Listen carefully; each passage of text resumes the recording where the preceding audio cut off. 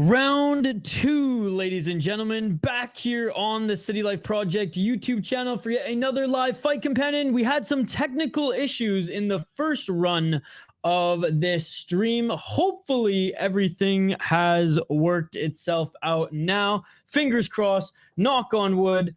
Sounds better already. Okay, sweet. Whew. Man, I think I sweat more than a jiu-jitsu roll in full-on sweatsuit in a sauna. My goodness. But we're good. We're good. We are back. Let's freaking go. What's up, Mateo? Good to see you, my man. Just watching some karate combat. Well, we watched some submission grappling on the start of this card, but we are back for some karate combat here. So we had two submission grappling fights, or I guess grappling matches. We had Patrick Godel against Diego Ramalho, which that one was a pretty boring one, according to the chat. And then Alexander Romanov just can't catch a break, much like me here today. And yesterday streaming, he ends up getting heel hooked by Roosevelt Sousa. But we're getting back to the karate here. Just got back from the new Deadpool movie. Absolute banger. Let's go, let's go. It's all good now. Let's go. It's better. Sweet, sweet. That's what I want to hear. So I believe, did my pick win? I have no idea. Who is your pick, Hockey from home? And again, Hockey, you have Tapology. You can check it out. It was literally on screen. Dana Brown. Honestly, for as much of a character as he is, he's doing great work with the promotion. He's doing great work with the promotion. Cowboy hat and all here in Tennessee. Austin Malley saying, me too, what a gem. That had to be racist. Nah, why are we bringing race into this? Why are we bringing race into this? He's literally brown. Are we not allowed to call brown people brown anymore? I literally call myself brown all the time, and I'm more beige than anything. All right, so next we have Elijah Everill against Briven Sullivan. Hockey saying, I think I need to go for a walk. Okay. Sounds good. All the references, all the cameo chef's kiss. Oh, I was talking about YouTube not working for you. That was racist. Well, I don't know if it was a YouTube issue or if it was a StreamYard issue, the program I use. I'm guessing it was more of a StreamYard issue. And then, but maybe it was YouTube. I don't know. I just did a full restart, and it looks like we're doing better now. Whatever the case. Hockey will be back. Hockey will be back, of course.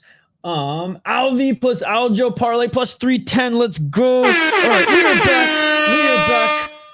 And we're gonna get back into a positive mindset here. Because that shit was a fucked. But anyways, we're back. Oh, I need a shot of whiskey instead of coffee here, but we'll stick with the caffeine. How's it going, Curtis Clark? Haktua Shiroma on my knob. You see the Shmo had her on his show? I can't believe it. The day Hockey don't come back is the day Isha has no problems. Hog saying, yes, I will be back, but I think I'm craving for some ice cream, so I need to go for a walk to McDonald's. Nice. Little McDonald's ice cream on this summer night. Let's freaking go. So yeah, I was scrambling to get this stream back up, so I didn't catch much of the Romanov grappling match. But was he not in the last UFC Fight Pass Invitational, Mr. Grant Greger, or was it Fury FC? Or not Fury FC, Fury Pro Grappling. Regardless, he didn't look that good in that one, in that competition either. It's crazy because when he came into the UFC, when he started mixed martial arts, like he wasn't that big. He's still a heavyweight, but he wasn't that big.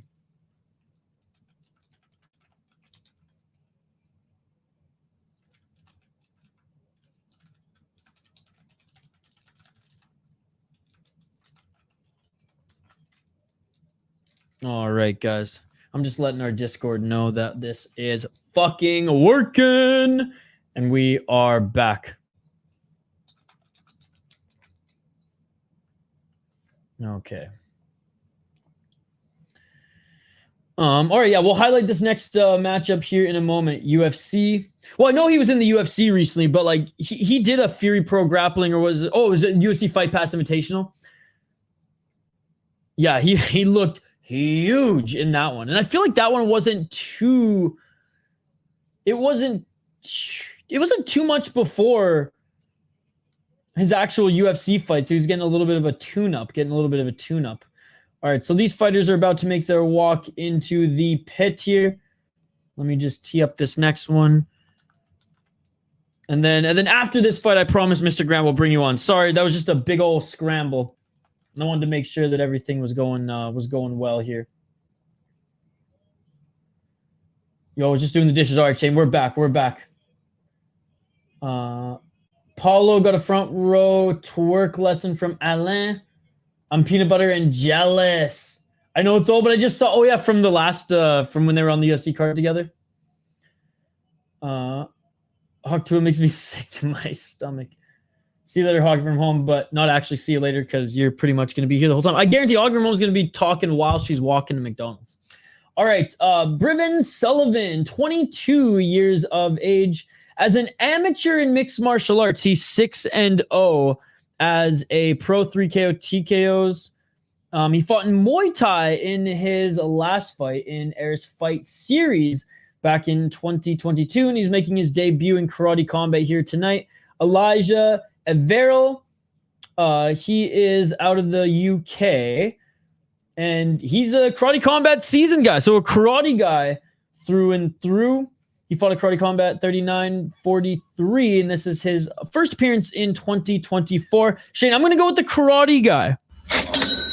I'm going to go with Elijah here. That is my pick. And again, guys, stick around, because after this fight, we're going to bring on Mr. Grant Gregory to co-host for as many fights and for as long as he wants on the card here next. Yo, what's up, Ethan? Yo, feels like an early weekend with Cage on early and now Karate Combat on Thursday night. Let's go. Yes, indeed. Yes, indeed. Great to see you here, buddy. Great to see you here. Glad to have you here. Hope you're having a great start to the weekend, even though it's not really even the start of the weekend. It's a fucking Thursday. Round one. Let's get it on. 2 minutes and 53 seconds on the clock. Shane's going head-to-head with Sullivan. And Sullivan, a very light on his feet here to start, but some nice shots by Everill. 2 minutes and 37 seconds on the clock. They clinch for a moment. Nice knee to the body by Everill. Sullivan pushing Everill into the pit walls. Only gets a few seconds there. Ref separates them. I was working most of the day, but I caught the main card, and I thought it was awesome. Oh, a nice left hand by Elijah Everill. And it looked more like Sullivan lost his footing there and fell backwards, but he fell backwards nonetheless. Not going to count as necessarily like a knockdown. Everill having some time to tee up on him. How much time does he have? I thought he only had like 5 seconds. And the referee's going to have to break them up here momentarily. But I did hear that the Cage Warriors card had a ton of finishes prior to the main card. But yeah, I only streamed the main card. But I've been catching up on some of the highlights on Twitter as I've been browsing, and it looked like it was awesome. I really enjoyed it, Ethan. I really enjoyed it. Long card though, started at 10 a.m. Eastern. Hey, what's up, Volcan? Good to see you, my man. That shit beautiful in the motherfucking. Sounds good, Hockey. When are we getting the UFC breakdown? Tomorrow. It's on the schedule. Tomorrow or late tonight, but I highly doubt it's going to be late tonight. Aiming to do it tomorrow. Right after Friday fights, right before Cage Fury FC. But maybe tonight if I'm feeling up if I'm feeling up to it. Oh, you don't have to do that, buddy. You don't have to do that. I'm just glad you're here. Oh, nice left and a right by Everill. He'll send you a few bucks. Put it on who you think is going to win. We'll split the profits. Honestly, you just bet on. Maybe I'll give some input, but I want you to have the profits, buddy. Late tonight, JK. Okay, you know what? If that's better for you, then we can do that. I'm just gonna have to finish up my prep after this. Sounds good, Hockey. There was like 2-hour breaks in Cage Wars that made it a bit long. Oh, okay, so there was a big break. Got you. Or 2-hour breaks. That's what I figured, because it was long and it wasn't like a 27 fight card by any means. 13 seconds on the clock here, by the way. Oh, nice left and a right and a left and a right. A 4-punch combo there by Elijah Everill, who's way more comfortable here in the pit than the amateur MMA fighter, Briven Sullivan. In between the prelims and just before main card. Yeah, hour each. Wow. End of the first round. That makes a lot of sense. And that's why I think everyone who, even the official bout order and everyone who was originally giving the start time for the main card was a little bit off. Because the main card started a little bit earlier than expected. All right, round 2 coming up here next, guys. Round 2 coming up here next. Again, big shout out to everyone joining us live here on the channel. Smash that like button if you haven't already. Vote in the poll question. Who's the biggest star on this card? Who's the biggest star on this card? Is it Efrain Escudero? Is it Aljamain Sterling? Is it Alexander Romanov? Is it Smiling Sam Alvey? Is it some random other fighter who, if you're Karate Combat loyal, Karate Combat hardcore, is that the name? Let me know. Write that one in if it's not on the poll question. And round 2. Let's get it on. 2 minutes and 56 seconds. Low kick by Sullivan. And again, guys, after this fight, we're going to bring on Mr. Grant Gregory. He's going to ride shotgun here for, as long as he wants. 2 minutes and 41 seconds. Oh, and a left, right, and a right to the body by Everill. You've said you're out a few times, Hockey. We know. 2 minutes and 28 seconds on the clock. Left hook and a right to the body there by Elijah Everill. 2 minutes and 20 seconds on the clock. Nice. I don't even remember the last time I had ice cream. 2 minutes and 11 seconds on the clock. Knee to the body by Sullivan. I think maybe like when I first moved here. 1 minute and 59 seconds. And the roommates maybe try the frozen Culver's custard.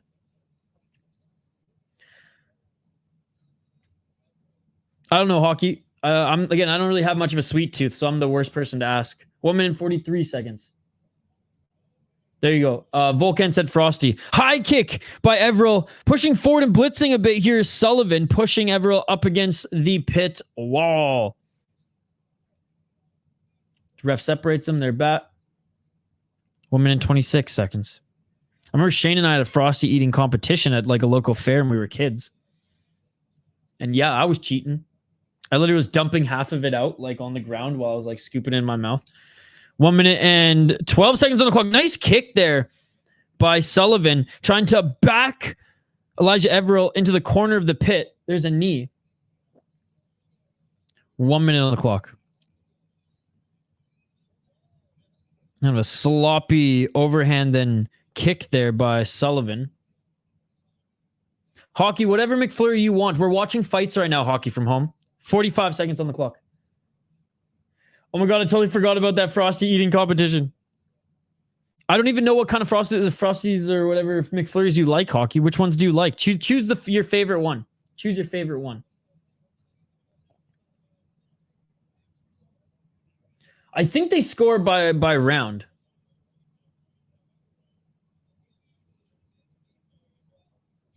I think at 8-2. Do you remember? I don't remember how many you ate, Shane. I know that I definitely cheated and you were getting mad at me. You were like, bro, you're cheating. And I was like, shut the fuck up. But I do know we got a full-size one after. Hawk 2, she Funko my master. Looks like it's going to be 1-1 after 2. Yeah, Sullivan had a better second round for sure. But the first round, like, dude, Elijah Everill absolutely dominated. No chill. Do you know if they score this as a whole or round by round? I definitely don't watch enough Karate Combat, but I want to get more into it. Just the last few cards that they've had have been on the same night that there's been something else that we were streaming. I don't know why, but I find it hard to get into karate combat.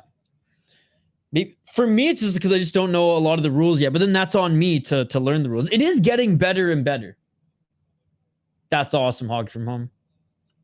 Inside leg kicks are slowing down Everill. I don't know, karate combat isn't fun as its concept. I do like the fights though. I've enjoyed pretty much all the fights that I've watched. I mean, honestly, except for the Henderson Pettis fight. That fight was not good.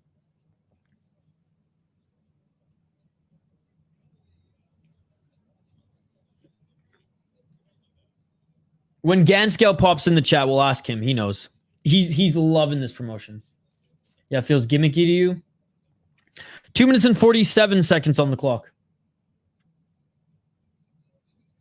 The Yama Pit, baby.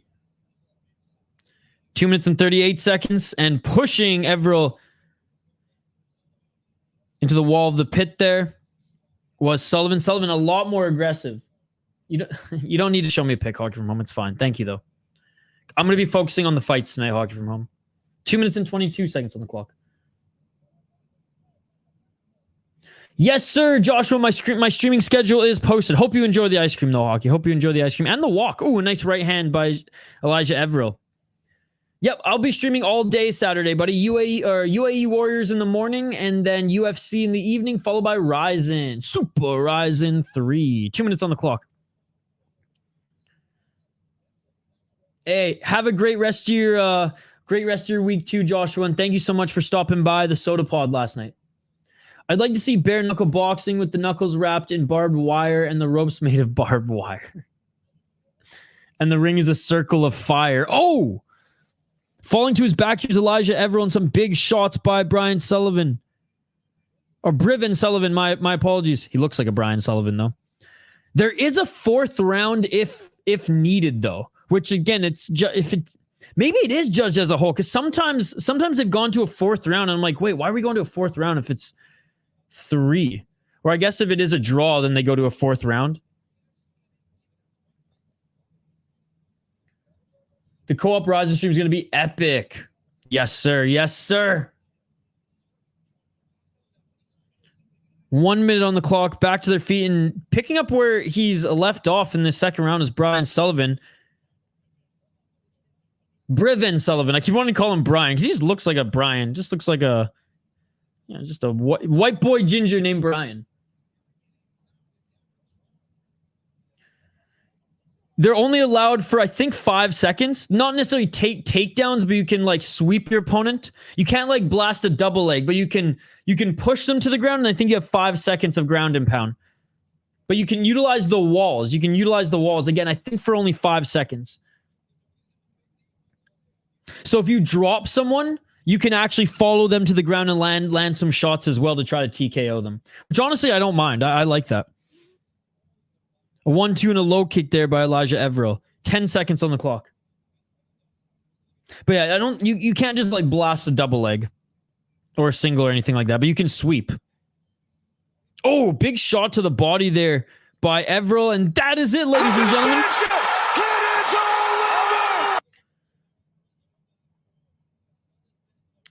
We might have an... Okay, so even the commentary is saying that we might have an overtime run. You know what I just thought about? It's because the fights are not the best because they get MMA rejects in the undercard, low-level karate, in my opinion. You know what? That's a good point. If they just straight up went with, like, karate practitioners, world karate practitioners... It might just be a lot more technical in the rule set that is, and that they're trying to employ.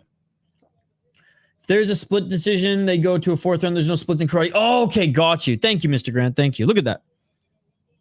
We're going one more. We're going one more, ladies and gentlemen. Okay, yeah. So if it's a draw or split decision on the judges' scorecards, you go one more round because there ain't no splits in karate. Full disclosure, guys, I'm learning a lot about this promotion as well. I've only done a fight companion twice, 2 or 3 times for them. And I don't watch as much as I should, but I'm getting into it. Karate's a dead fucking sport.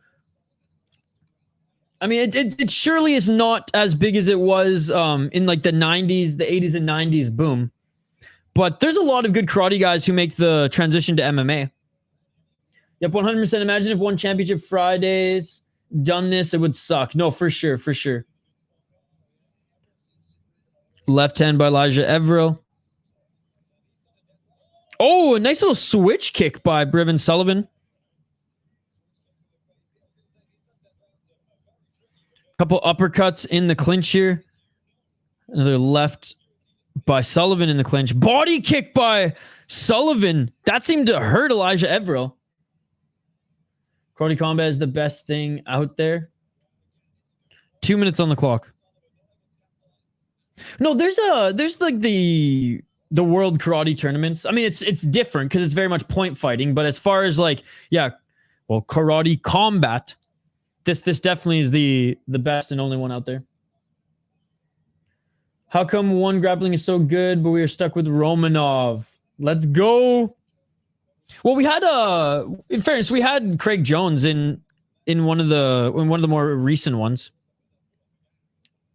And Sterling, Aljamain Sterling, who's been in like Fury Grappling before, he's going to be on this card as well. Romanov's been doing a lot of grappling though recently. 1 minute 26 seconds. A nice head kick there by Briven Sullivan. Each non-title karate combat contest shall be 3 rounds. Each round shall be 3 minutes in duration with a rest period of 1 minute between each round. Title championship fights are 5 round. When one fighter becomes grounded, the ground and pound will be allowed to continue as long as the strikes are effective. Okay, so there's not like a 5 second. At one point, I think there was a timer for it. If a grounded fighter is able to wrap up, kick the opponent off, or get back up, got you. Craig is saving BJJ. Dude, I can't wait for the Craig Jones Invitational. 50 seconds left on the clock. The definition of a grounded fighter is determined by the regularity jurisdiction. If it differs in any way, form from the definition provided below, a fighter considered grounded when any part of the body other than the soles of their feet are touching the fighting area floor. When a fighter is attacking his downed opponent, he may do so only with hand strikes. He must maintain an upright and controlled position while attacking. Okay, got you. Thank you for sharing the rules, those particular rules said with us. 22 seconds on the clock. Now fire this link up to you soon here so you can join us after this fight. Final 10 seconds. And again, first round, Elijah Everill looked damn good. Nice right and a body kick by Everill. And that is it, ladies and gentlemen. That is it.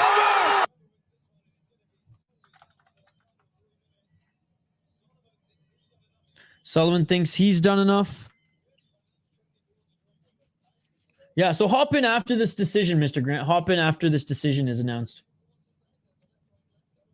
Hey, what's up, Reaper? We're back, buddy. We're back. And it looks like the quality's better. Good to see you.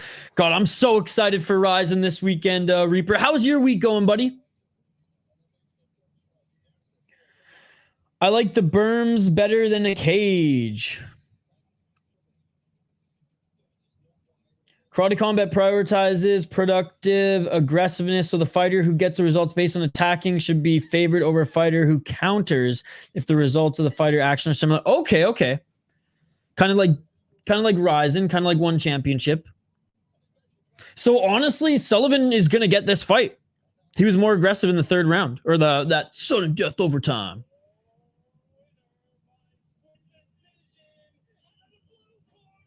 Yep. So Briven Sullivan won out of the blue corner, and that makes sense. He was more of the aggressor. He was more of the aggressor. Let's freaking go. Let's freaking go. Favorite type of bean? That's a good question.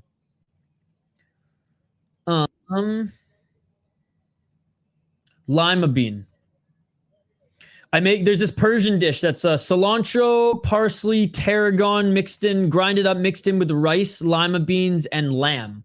And that was always one of my favorites as a kid. Even though when I was a kid, I doused it in soy sauce and almost gave my dad a heart attack. But I like lima beans. Oh, here he is. The man, the myth, the legend. Mr. Grant Gregory, what's going on, brother? Oi. What's happening? Oi, oi, oi. Freaking streaming bullshit. Yesterday I had some issues on my membership stream too, but that was internet related. I don't know what the fuck happened earlier today, but we're back. Yeah, that was crazy. Popping like it happened on. I was watching someone else's stream and it was doing it with them as well. Okay, so maybe it was a YouTube issue then. I thought it was maybe StreamYard, but it must have been YouTube. And then like once it caught, it just wouldn't go away. Yeah.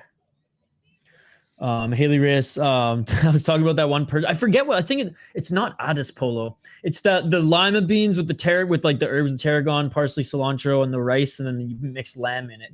No Bagali Polo. What was it? Bagali Polo. Oh yes, that is it. That is it. So yeah, that was one of my favorites. So I like lima beans. He was asking me what my favorite bean was. Yeah, Bagali Polo. My favorite bean is a lesbian. Ah. Edamames are good too. Those are good, especially to snack on. Edamames are good as well. Reaper Jones, I got paid and going to get some Japanese beer from Rockin' Sushi or from a special liquor store. Nice. What's your go-to Japanese beer, Reaper Jones? What's your go-to Japanese beer? Or are you just like, Sapporo's good enough for you? What about you, Mr. Grant Greg? What are some good Japanese beers? Yeah, I mean, that's the easiest one to get, but there is a Bitsu, I think it's called. Oh, okay, yep. Yeah, it's a black lager. It's a black liquor, black beer, but yeah, it's a lager. So okay, I don't really drink bitters or anything anymore. If I'm gonna drink a lager. So yeah, I like. It's funny because if I go to like whenever I visit back home, funny enough, there's a great little hole in the wall Japanese restaurant in Nanaimo, and I took Shane there the last time that I was visiting. The last Swan Song, Shane.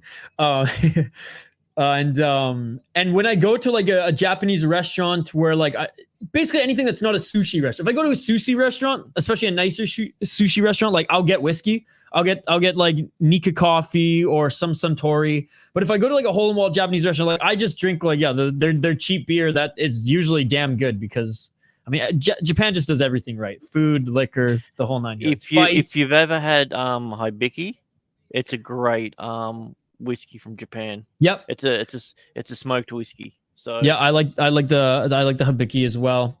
Yeah. I haven't tried. Well, my favorite right now is the Nika coffee, but that one is even in the States. It's like it costs you an arm and a leg. So my buddy, who's like he's a little bit more highbrow with his liquor. Whenever he gets to like close to the bottom, he'll just give me the rest of it, and it's like it's 3 or 4 drinks left in it. So I just wait every few months before he calls me up and goes, "Hey, you want the rest of this?" I'm like, yes, thank you. Don't have to spend almost $300 for a bottle of the Nika coffee out here. But I mean, it's the best for a reason. It's the best for a reason. Haley Reyes says sake. I do like sake, and I know it's Korean, but I've been getting into soju quite a bit as well. I was gonna say, yeah, that's quite nice as well. Which is a weird. It's like vodka-esque sort of. Yeah. No, I really like it. There was my sister, or one of my sisters, is a pretty big foodie, and she took me out to Korean food when I was visiting her last, and they had like a whole soju, like a whole flight. Like they have one section of the restaurant just like a whole soju bar, and they give you like a flight of a bunch of different kinds, and I was sipping that shit right up. It was so good. Japan is the shiznit, yes, and I cannot wait for Super Ryzen 3 this weekend. It's going to be awesome. Have you done your breakdown on that one yet? Not yet. I'm going to do it. I will message you, but even regardless, I want to get just your thoughts on it anyway. So maybe we'll figure something out. But like I've had some scheduling issues this week, but tomorrow I have to double check what time it is. The guy messaged me back like midstream, but sometime tomorrow I'm going to be doing it. So I'll let you know when him and I are going to be jumping on. But if it doesn't work for you to jump on, we're not going to live stream. We're just recording it. Then maybe just like I find some time before it to just jump on with you, and you give me some pics, and I'll like edit it in or something. Yeah. But we'll figure it out. I'm looking forward to and also dreading the co-main event. For that oh yeah. Anpo versus, oh my goodness, Manny Pacquiao. But okay, yeah. Do you think Anpo is going to be a better opponent for him than Suzuki, or do you think it was just all bad from the start? I don't know. I was looking forward to Suzuki, but Yeah. I mean, yeah, just yeah.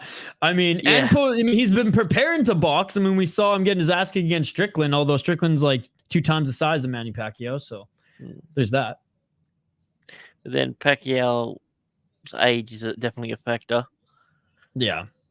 He spent 3 years being a politician. Yep. So. Yep. Ryan Garcia is going to be ringside though. I don't know how he's getting into the country other than Saki Kabaro and his Yakuza jet just flying him past customs. Doesn't need to check in or anything. But yeah, I don't know how that's going to play out either. Because like there are rumblings that like he might even fight MMA over there or like some sort of mixed rules. And I mean, look, Saki Kabara is going to Saki Kabara. Freak show till the end, baby. Well, I mean, that's if any country in the world is going to do it, it's Japan. Yeah, no, for sure. I was actually, I was actually a little surprised that like Ariel had no pushback on it at all, given the shit that Ryan Garcia has been spewing and literally doing these last few months. He was like, "Oh, this is awesome. Yeah, if you can't fight in North America, then this is great. He's getting an opportunity in Japan." And even New York Rick was like, "Bro, fuck that guy." Like, what are you talking about? Oh man. Yeah, the whole Ryan Garcia situation, it's a really weird one. Yeah. It's just so interesting because like finally he kind of won people over after that crazy stunt and then like winning the fight in great fashion and then just completely like tears down his image again. So I don't know. But I know Ryzen's been wanting to get Pac-Man in there for a while. But in the granted, I honestly think Pacquiao is going to win. I think he's going to beat Ampo. Ampo's a good punching bag. I'll give him that. Yeah, Ampo can take a shot. That is true. I was hoping to see the rematch with Buakaw and Ampo in kickboxing in Ryzen. That's what I wanted to see. And Buakaw called him out after he beat Kimura. He was saying, "I want that rematch with Ampo," and they had the stare down in the ring and everything. But I mean, maybe that's still coming. Who knows? Because Buakaw's out of the K1 Max, which was crazy in its own right. Yeah. Ryan, Haley's saying Ryan Garcia has PTSD. He's got something, all right. He's got something. In the granite, by the way, great to have you here in the granite. He's saying Umar versus Sandhagen, elite mixed martial arts next week main event. It sucks Sandhagen had to go to Abu Dhabi to get that fight when it was Umar who pulled out the last time. Yeah, but you got to understand they've got the backup of all that Saudi money. Right. Yeah. One, Umar obviously he wants to fight there, and given his culture and everything, I don't blame him. But come on, he shouldn't have the quote unquote home crowd behind him after he was the one who backed out. Well, not back out, had to pull out due to an injury. The problem is no one else wants to fight Sandhagen. That's true. He is kind of the boogeyman of that division, which sucks because like, man, I want to see him fight for a title so bad. In the grand saying Umar is a problem. Umar's good. No, Umar's good. Sandhagen's good too, though. So it's going to be a really good fight because Sandhagen is dangerous on the feet and his grappling and wrestling has come a long way. Sandhagen is, out of the two of them, Sandhagen is the better fighter, the better martial artist. But when you're dealing with a specialist, it's kind of hard. Yeah, no, for sure. And Umar obviously been with AK and Khabib's camp forever, so like he's been really polishing that craft his whole life and has been able to grow and develop with the best of the best. Let's be honest. So I am excited for that fight. We kind of know what Umar's plan is going into that one, despite him having some striking. But yeah, this ain't gonna be like that war with like Sandhagen and oh god, what's the Chinese kid? What's his name when they headlined, which was just an absolute like back and forth slugfest. I don't remember. Should though. Yeah, I don't know why his name always escapes me. It's probably because I've just been watching so much Japanese. MMA. If Ryan actually gets that Ryzen deal, you know the boxing committee will go Spanish Inquisition on his ass, and nobody expects the Spanish Inquisition. Song Yudong. Song Yudong, yes. It's not going to be like that style of fight. It's not going to be that fight at all.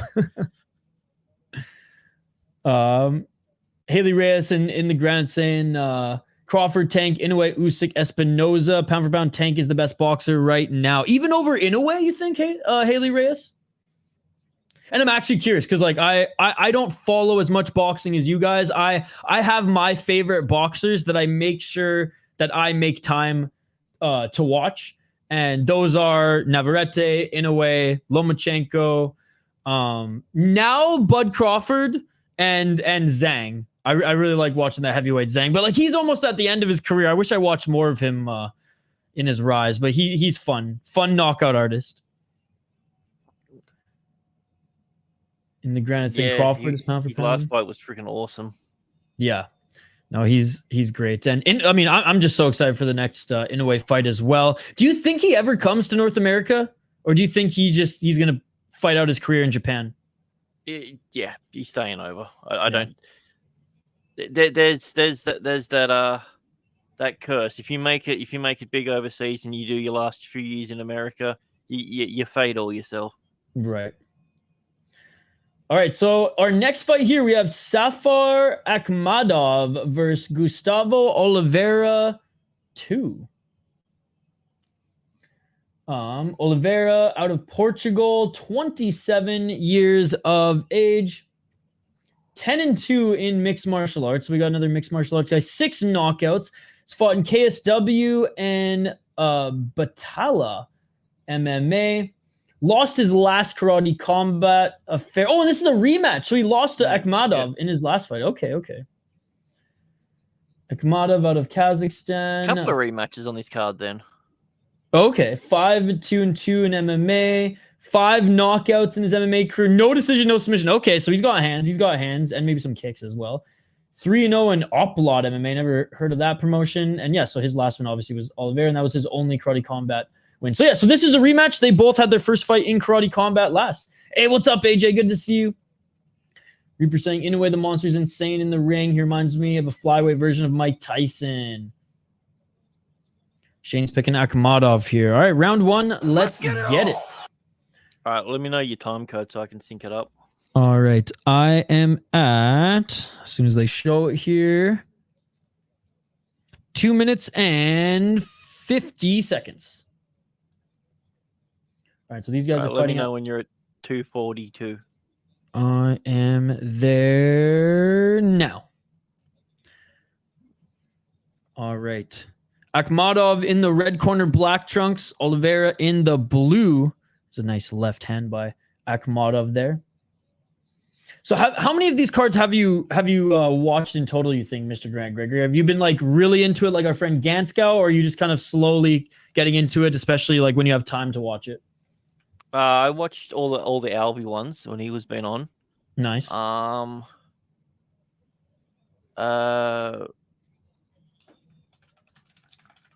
watch a lot of the highlights versus the entire. I really get a chance to watch the whole cards. But yeah, I do watch, like, if there's a certain match or something, I'll watch the match. But I watched a fair few of them. I'd probably say over half.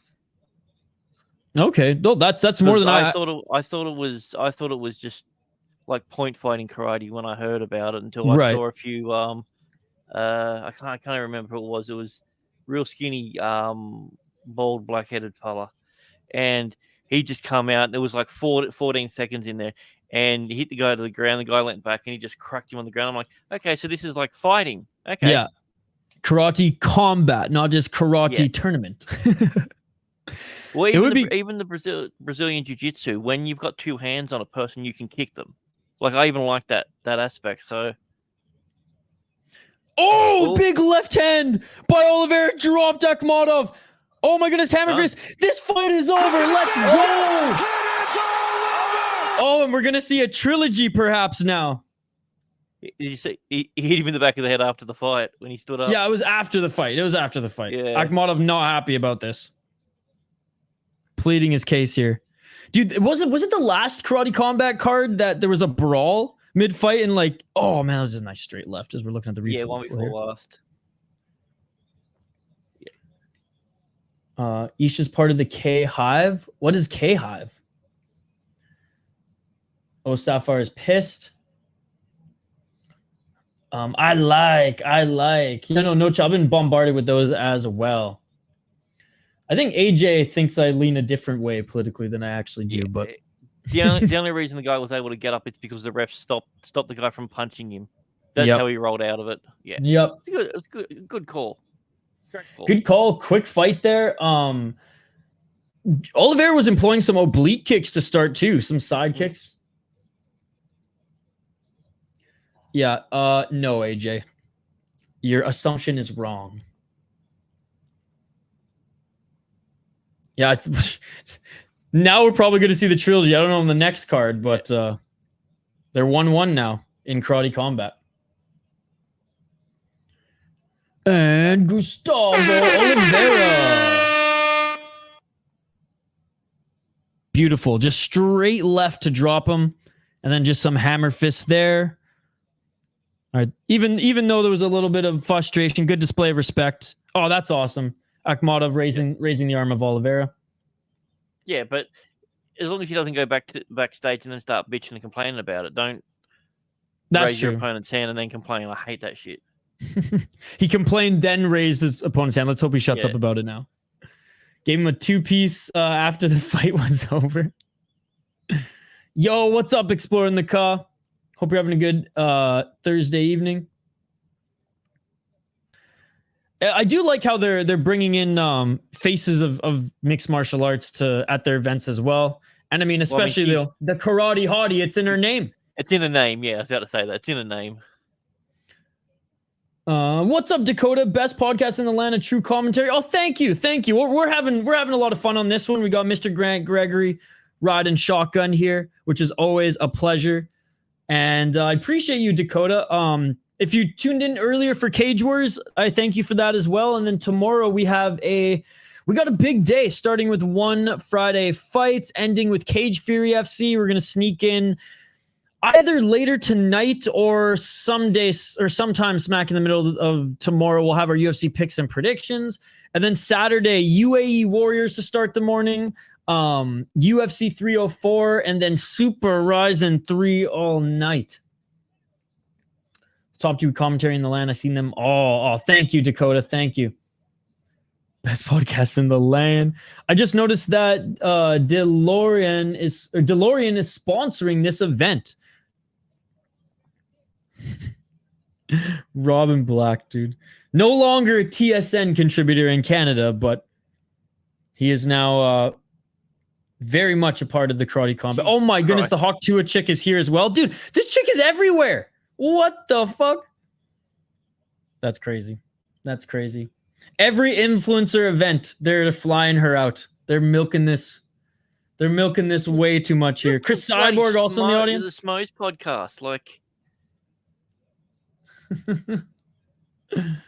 Oh yeah, I did actually. I was just talking about that earlier. Yeah, the schmo. Even the schmo. I was seeing some shorts about it, and I was like, come on, dude. I mean, not that like I set the bar too high for the schmo, but like, you know, for what he does, and it's his gimmick. Like, he's grown his brand, so credit to him. It's not necessarily for me. I like Helen Lee's stuff way more than him. But I was like, really, brother, really? No, I know they're paying her to show up, just like Jake Paul as well. No, chill. Robin Black makes me sick as a Hawk Tua. Oh, we got a stacked fight weekend indeed. I want to say Hawk Tua slap fight page. Oh man.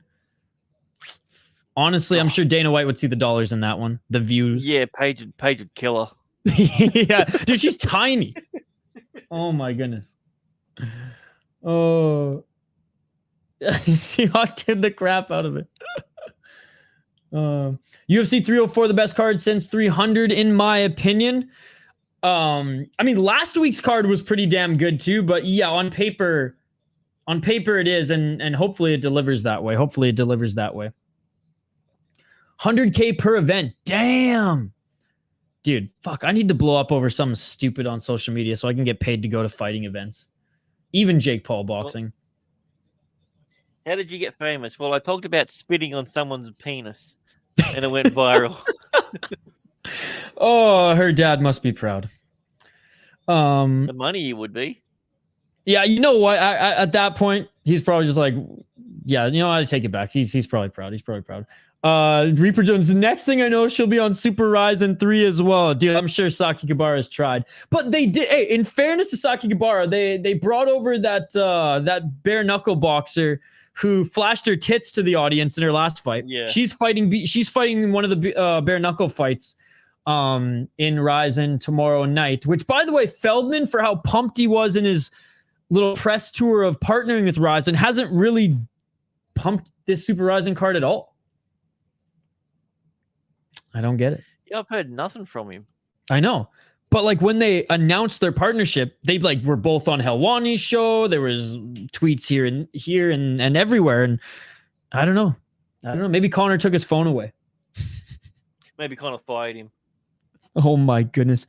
Dude, I mean, I know it's like I know it's just Conor being Conor, but like the whole like, oh, Mike Perry, I'm firing you. Like that was just, I don't know.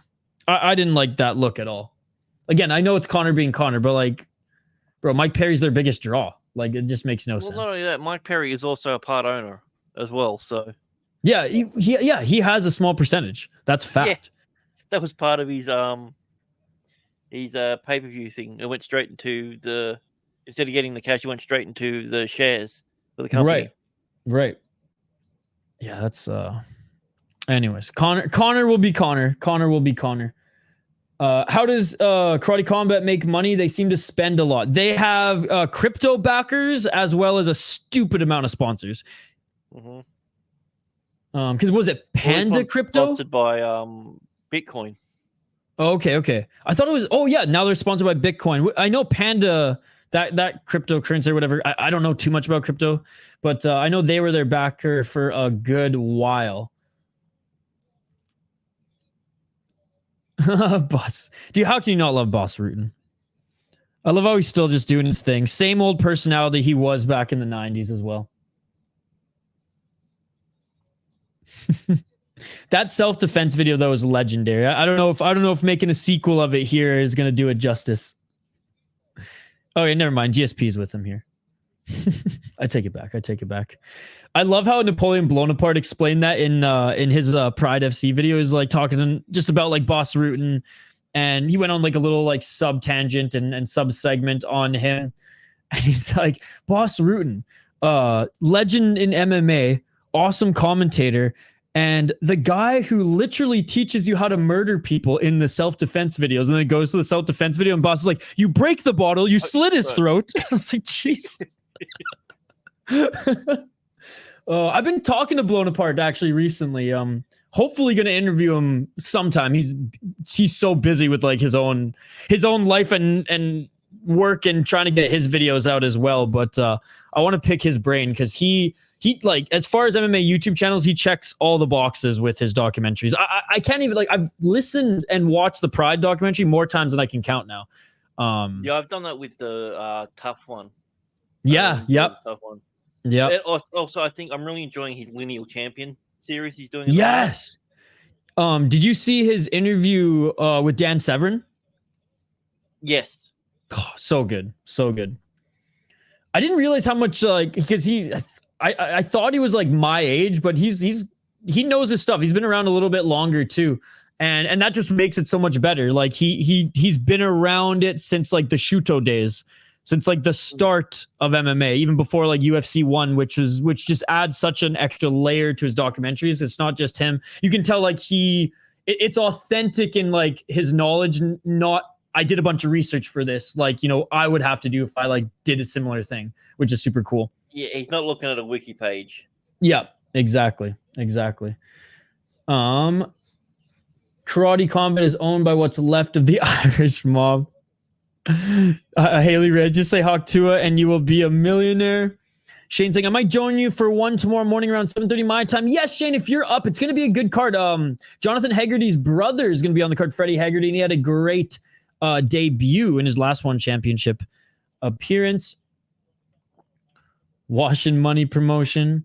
I have a work thing so soon, though, so see ya. Thanks for joining us. Thanks for joining us, Shane. Appreciate you. Have a good work thing. I guess it is Thursday. I keep forgetting. I keep thinking it's Friday, but it is Thursday, which is why I wasn't able to stream the whole Cage Warriors thing today. As had some meetings and some errands to run, but for the most part, the Cage Warriors event was awesome. Oh, Haley Reyes, good question. How much is Sterling getting paid for this? Do you know a rough estimate of that, Mr. Grant? Do you know how much Aljamain's getting paid for this one?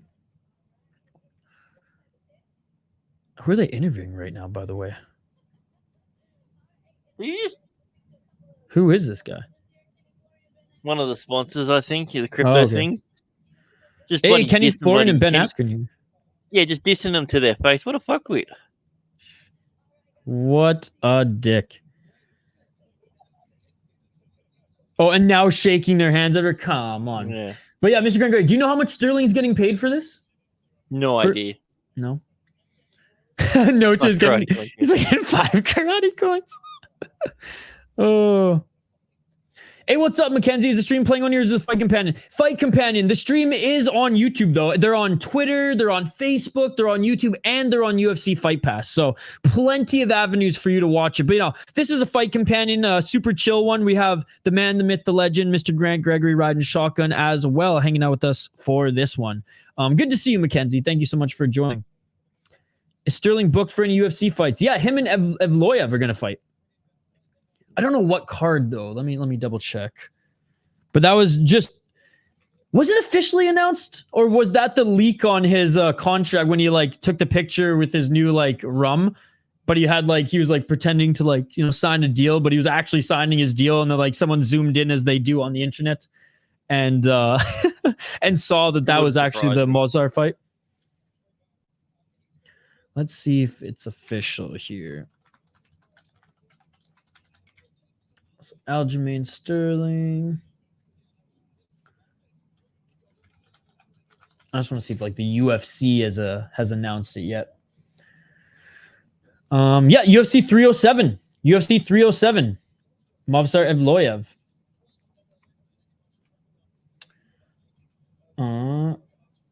Zoom in, Mackenzie. He shows the fight. Yep. Yes, versus Movsar. I just didn't know if it was like officially booked by the UFC yet, but no, it is. It is.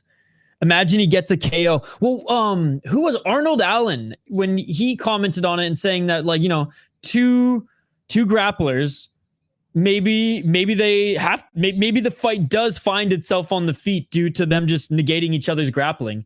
And he also said that like Funkmaster is a weird striker. Obviously, it's not his bread and butter, but like it's not as bad as people think. He just hasn't had to lean on it since the regionals.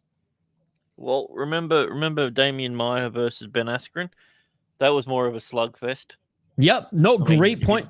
Great point. If you want to call it a punch. But yeah.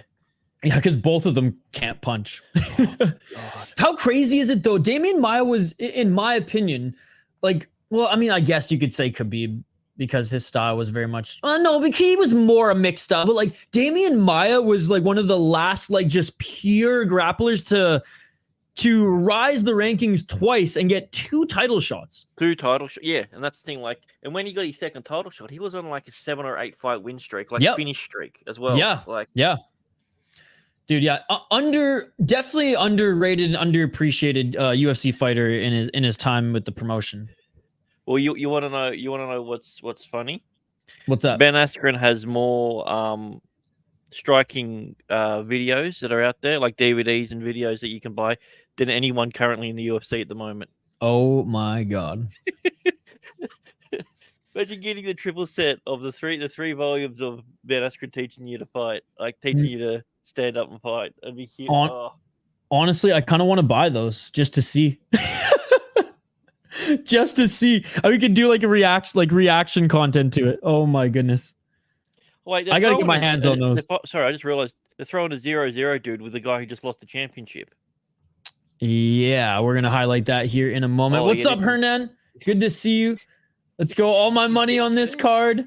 Let's make this the best karate combat card ever. Hey, you got pizza and beer, so it's already goated, my man. It's already goated. Yo, YouTube user, City Night Live. Let's go. Ben teaching you how to throw a punch. Dude, the chat's loving that. Ashton don't have no technique in throwing it. Dude, his technique's as good as Ronda Rousey's. No, he actually has head movement. Head movement. Oh, speaking of, that's another good blown apart series. The head movement one. That's another good video. Oh. Ben versus Masvidal. That's all I know from him. Oh, well, I mean, he dominated in Bellator and won before he came over to UFC, but he was broken. Sub hockey. You also got to understand, he was retired for 2.5 years. Yep, He retired undefeated. That's true. He wanted that GSP fight for the longest time, but him and Dana never saw eye to eye. And, you know, even when he was traded for in the UFC, which is crazy. I mean, honestly, I would like to see more promotional trades, even just amongst, like, you know, one, I hate to say this, but like, just for example, like one PFL, KSW and things like that. But smart on Ryzen just to open their doors now and be like, yo, fuck a trade. We'll just do a cross promotion. Yeah. Ryzen has it down pat when it comes to longevity or building its business for a fan base, because there's going to be so many people that are going to go to it, especially once they see the proper rule set. Yeah, I know there's going to be a lot of people that will be turned off by like head kicks and head stomps, but there's going to be so many people that are going to be like, oh my god, this is so much better. Yeah, and their contracts work differently. A lot of their contracts are fight per fight. So it's not like you're locked in, except unless your name is Asakura or Hiramoto. Like, Hiramoto not has a non-exclusive contract, but he has to fulfill a minimum amount of fights before they can kick in. There you go. But the problem is, then that's not giving him any fights. Yeah. But yeah, every other one, it's a one-to-one fight with a 2-fight option. So it's so awesome the way they do it. So awesome. And unlike Dana, who's like, we don't cross promote, they're like happy to cross promote, happy to share our roster. All right, let's quickly highlight these guys before they start scrapping here. Curtis Clark saying money line on Winski plus 320, small dog shot. Nice hockey. That sounds awesome. Jordan Winski, by the way, 35 years old, out of Wisconsin, my neighbor. 12-5 as a pro in mixed martial arts, 3 KO TKOs. And he's been fighting in Bellator and LFA. He actually fought Rafael do Nascimento in his last loss, making his debut in karate combat, if I'm not mistaken. Let me know when they started, because I've already got it started. Oh, just started, and it's over. Oh, okay. Oh, my goodness. We didn't even get through the freaking... Oh, my goodness. We didn't get through highlighting them here. And Chelmiah knocks him down TKO. Wow, that was quick. As I said, this was them feeding him to him, like the champion versus the guy on debut. So ducks under, roll double left, overhand right. Look at this replay, beautiful. Ducks under, boom, to set up that. Oh, it was more of a right hook than anything, but my goodness, just like that, it is all over. Wow. Well, let's take a look at him regardless. 5-4 as an amateur. And you said, was the former champ. Maximo Nunes was his last win. Yeah, he's been fighting karate combat for a little while now, since 19. So he left amateur MMA and basically just went right into karate combat. Won 5 in a row, became champ. Lost 2, and then had a good first round right hook, just like he got in this one against Maximo Nunes, and right back to it here against Jordan Winski. Yeah, his last fight that he lost was the last time that they did a split decision, and they changed the rules after that. I think it was 45 is when they brought in the new rule set. Okay, which is I like that. I like that a lot more.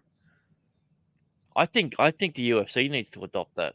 Oh, please. I absolutely love that option. Please. If it's I think so too. Especially because some of these split decisions are just like, I don't like them. Some of them are too close to call, and it's just like, fuck, let him go one more round. Let him go one more round, and that round decides it. Great win. Great win. Easy win. Pretty much his first punch that landed right on the button. And it's good night, Jim Kite. See you later, Hockey from Home. Glad you enjoyed your ice cream. That was quick indeed. All done, AD.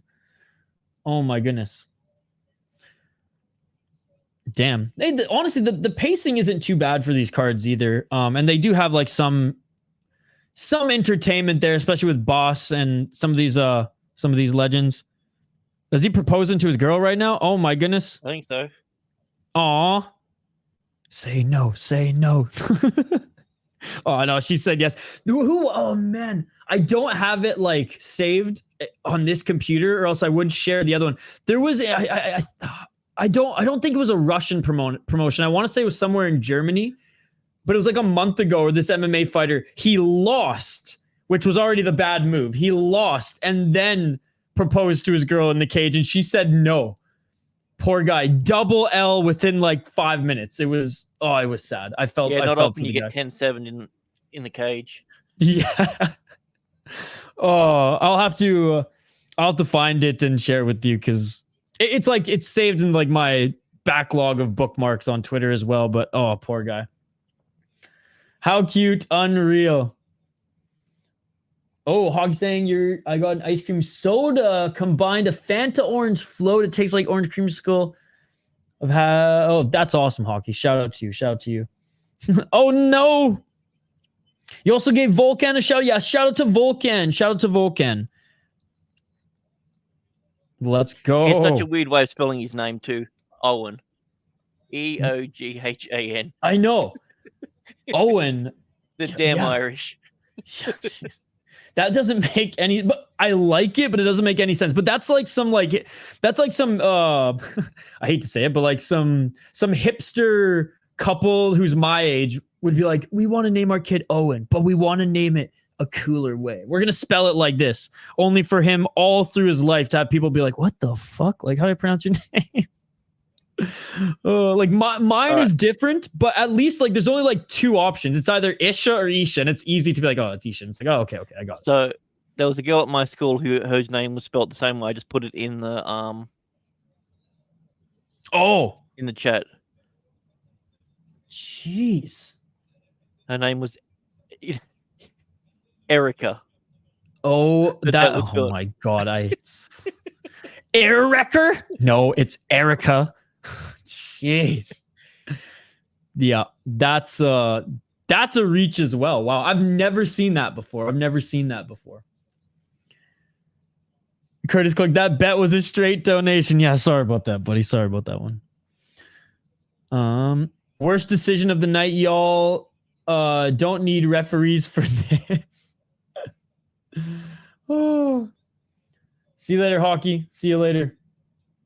Yeah, I still Erica. Wow. Oh man. Erica Jones. Erica Jones. Well, I mean, if she ever fought MMA, it'd be Erica the Air Wrecker. Don't even have to come up with a new moniker. It's just there. It's just there. Although, how menacing is Air Wrecker? I don't know. I wrecked the air. Okay. Okay, so you miss all the shots? You're punching air? Yeah. It's like, I'm really good at missing. Oh, man. All right, well, moving on to the next one. It looks like Typology actually has this bout order correct, which is nice. They don't care about Fury FC, but Karate Combat, hey, got to give them their flowers for that. Got to tip my cap to them for that. Get that Bitcoin money. Yeah. Just a catch man. So, 150. Oh, well, gee, the other guy come in at 143. Oh, undersized here for this one. Oh, we're here with the one and only Dick Spitter. Jesus. Why will anyone propose after the fight? I mean, if you win, it's one thing. Like the Horiguchi proposal was good as well in Ryzen. That one was fun too because he had like that was the main event of the evening. He like sat on his king throne and then like had his queen sit there as well. That one was cute. But Buddy after losing, I mean, come on, read the room. And the fact she said no, that was like that. What season of Survivor was it? It's still not as cringy as Benson Henderson. Oh yeah, that one was pretty bad. Dude, take the toothpick out of your mouth if you're gonna propose to your woman. For Christ's sake. Hey, but it's his thing. His sponsor actually made him keep the toothpick in until the end. Until he left. I don't understand how you're able to fight with something in your mouth like that. Yeah, I don't think actually people talk about that enough. Like he went like the good like first half of his career, like 20 fights, regional and UFC, with a goddamn toothpick in his mouth. That's dangerous as hell, man. Especially with a mouthpiece too. It's like there's just too much going on there. I don't know. That's wild. Yeah, Haley Reyes, she's everywhere. Oh my God. I mean, I doubt them folks in Abu Dhabi will let her go there though. So at least that one she'll stay clear of. But if this was a fight night or if this was an Apex show next, you guaranteed Dana was going to be next in line. So crazy how that just took off. Yeah, and it's funny because I was late to the joke or to the I don't have TikTok, so it took me a little while. But everyone's saying this in my live chat. I think like the week of, and I was just kind of rolling with it. I didn't know I was reading it, but I didn't know what the fuck they were saying. And then I saw like all these memes on Twitter, and I was like, what is this? So I finally look it up, but I was literally like 5 days late to the party because I'm not as active on Reddit. Internet fame lasts, but I guess her being fired from a job that didn't exist actually made a lot. People were like putting GoFundMes out there because they're like, oh, she's a teacher and she got fired. It's like, no, that didn't happen. That was just something that someone on 4chan made up.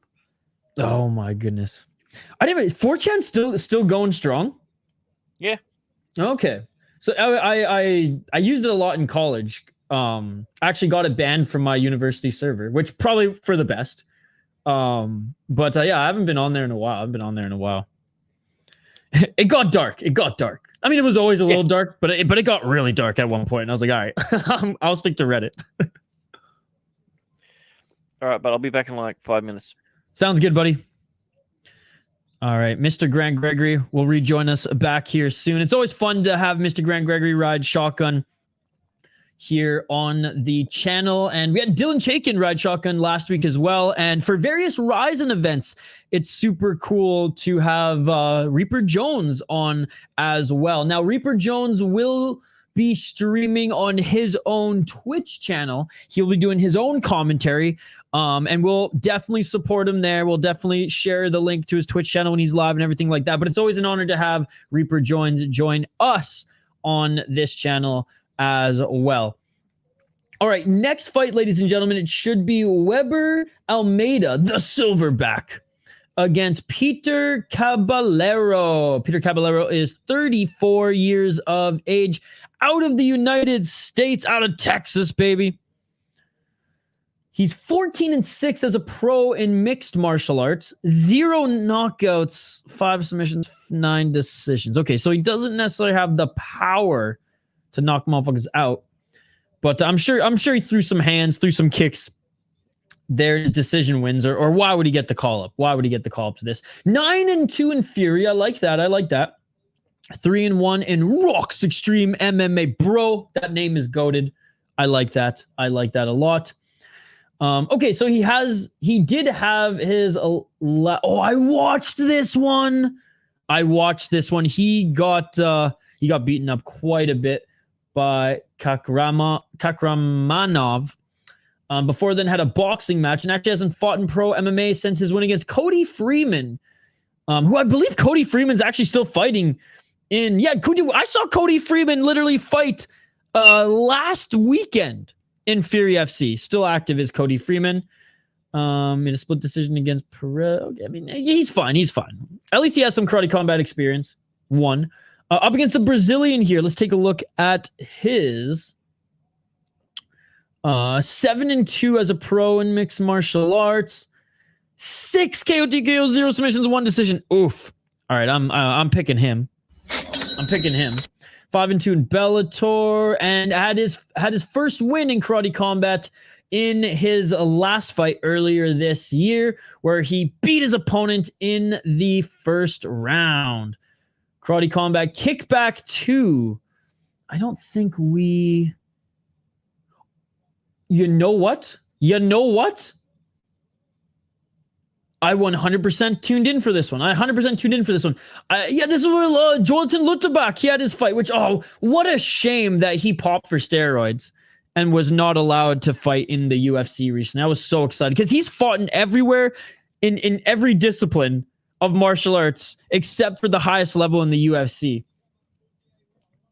But yeah, we're going Weber, Almeida. The most fun Karate Combat show, though, that I was able to cover was the one that was in Asim's mom's backyard, which was wild. And the cops shut it down. That is right. The cops shut it down. It was crazy. They had like a street parking violation because there was too many people parking on the street. There were too many cars on the street that the cops came in and just cleared it all out, which was wild. The event actually turned out to be pretty good. There was like some audio issues, but they had like a bunch of influencers, a bunch of celebrities there as well, and it was literally in the backyard of a mansion. Freaking Rick Ross was there as well. It was wild. It was wild. Now they had him on like all the promotional posters and everything, even though, you know, he like showed up for maybe the last two. But anyways, yeah, interesting promotion. I actually am enjoying it quite a bit.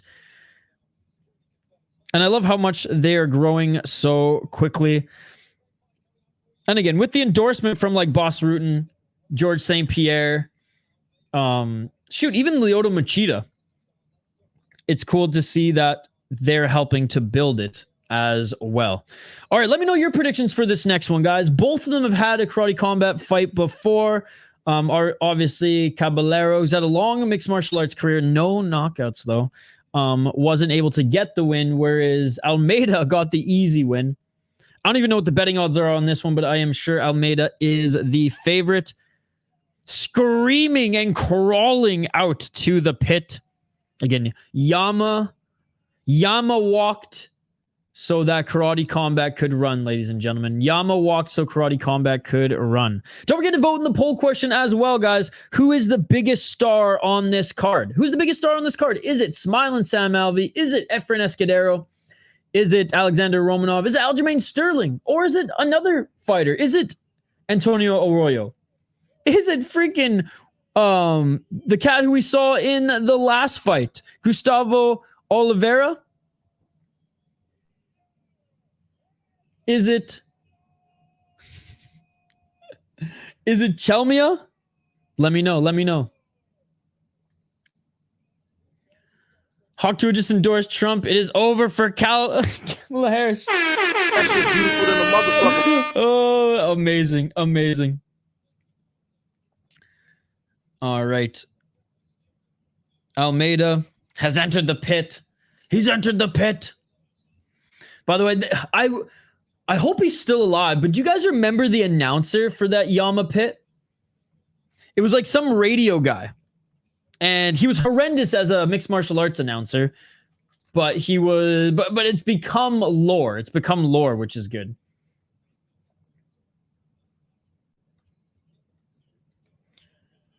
Dude, he's dialed right now. He's absolutely dialed. I gotta find this. Caballero. Yeah, looks a little more doughy too, despite them being similar age. Yo, you look up Yama Pit on freaking Breaking News Hawk to it for Trump. Caballero is food. Yeah, I agree. All right, fighters are about to begin. Caballero, who is from the United States, up against Almeida from Brazil. And we'll share some Yama Pit lore after this. Especially if and when Mr. Grant Gregory jumps back on. He's gonna jump back on. But anyways, round one of this fight, ladies and gentlemen. Let's get it on. Let's get it on.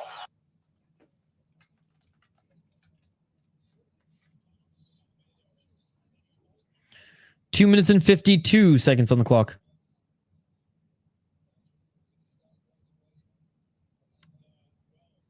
Wide stance here for Caballero. Both them pretty light on their feet. Wide stance for Almeida as well. Almeida looks a little bit more kickboxing stance than Caballero, who just, he just kind of looks like he's an MMA fighter in there. Oh, big shot there by Almeida. Falling to the ground is Caballero. Caballero's trying to get back up to his feet here. Holding, well, that's actually smart by Caballero. Instead of wall walking, he grabbed the leg of Almeida and used that to prop himself back up. Center of the pit again. Nice left and a kick there. Right kick by Almeida. 2 minutes and 3 seconds on the clock. Double right and a left by Caballero. Oh, a nice counter right by Almeida. Left hand by Almeida. Oh, another step back counter left by Almeida. Almeida with the right. Dude, Almeida's hit, fast twitch as well as the power. You can tell he's got the advantage here. He just looks like the better athlete too, which again, in fighting isn't always the case, but bruh. 1 minute and 22 seconds on the clock.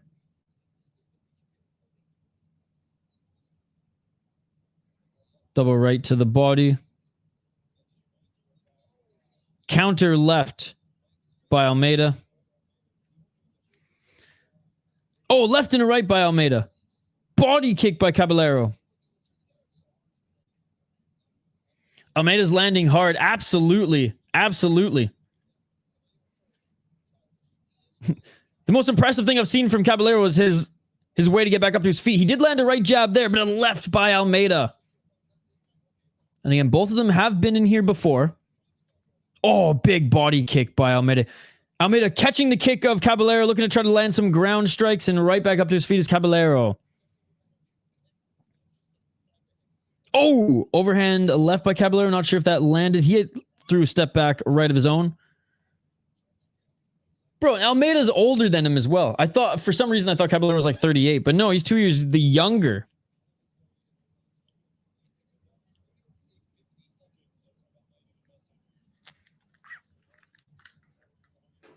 Nine seconds left in this first round. 2-1, and that's it for the first round. That's it for the first round. One-sided, ladies and gentlemen. One-sided first round for Weber Almeida.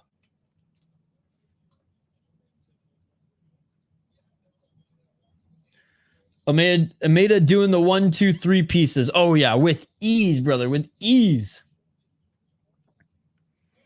And already ice under the left eye of a Caballero. All right, let's hope this American gets the comeback of the century, ladies and gentlemen. I guess it wouldn't even be the comeback of the century, but a wicked comeback nonetheless.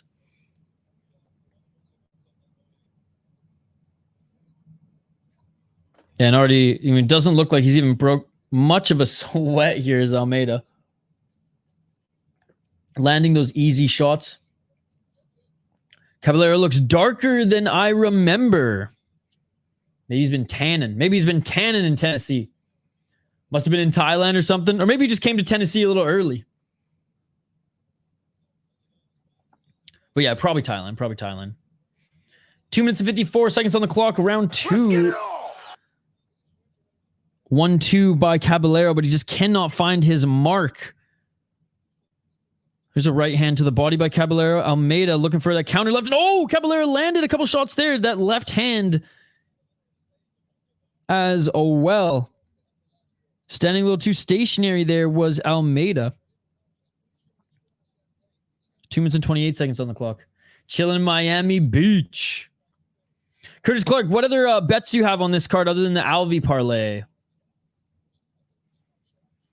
Hey, Caballero's looked a lot better in the second round than he has in the first. Wow. 2 minutes and 10 seconds on the clock.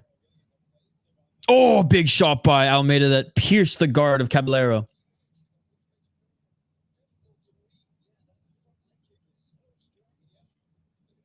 Inside low kick.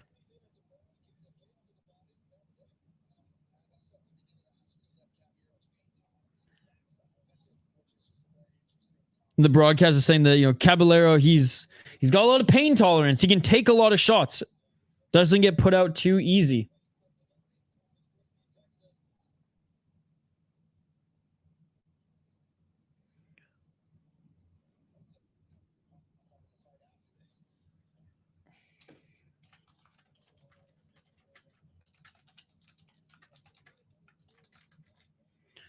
One minute and 20 seconds.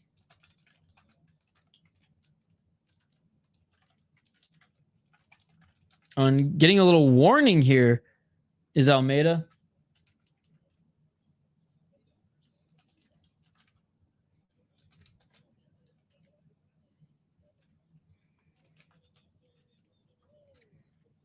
Oh, nice. A left landed there by Almeida. Almeida going to the body.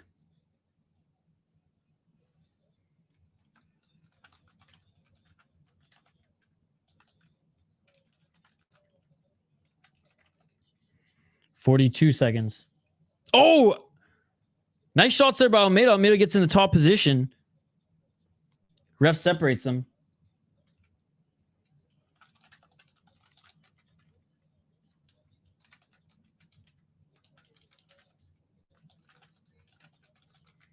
Nice head movement by Almeida.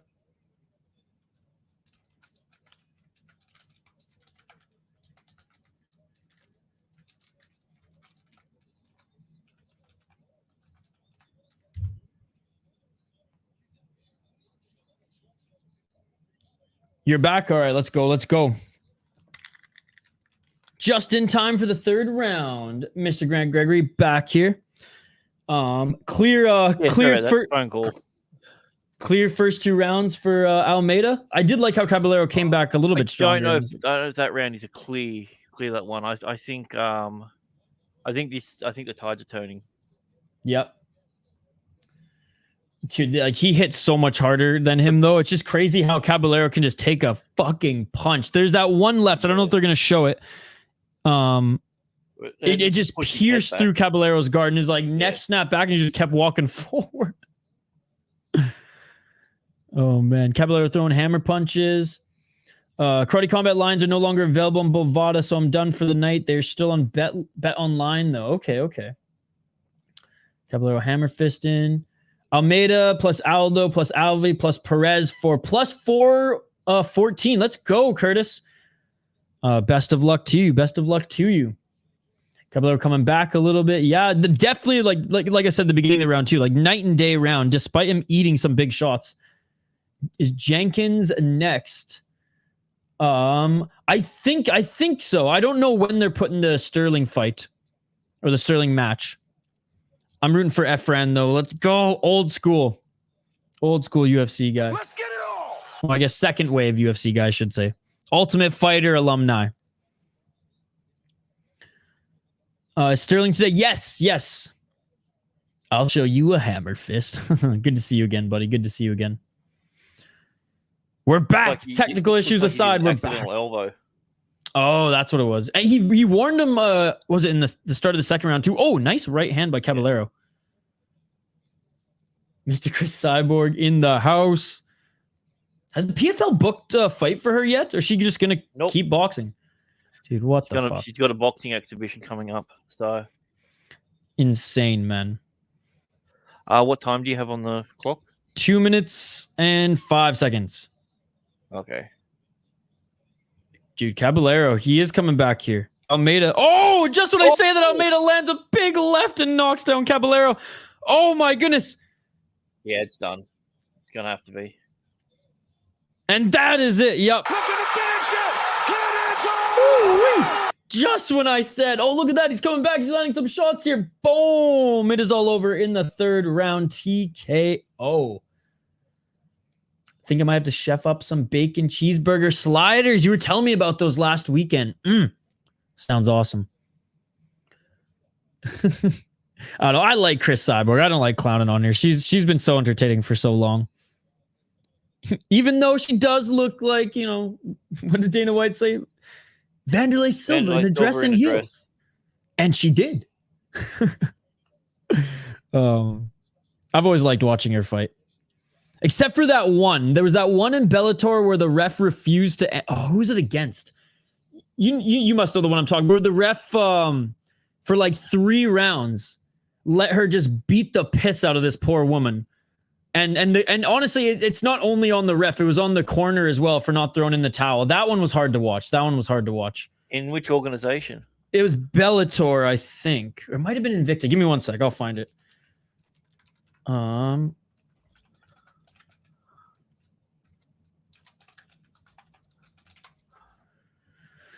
Let's see. Is it against Leslie Smith? Yeah, Leslie Smith. That was the one.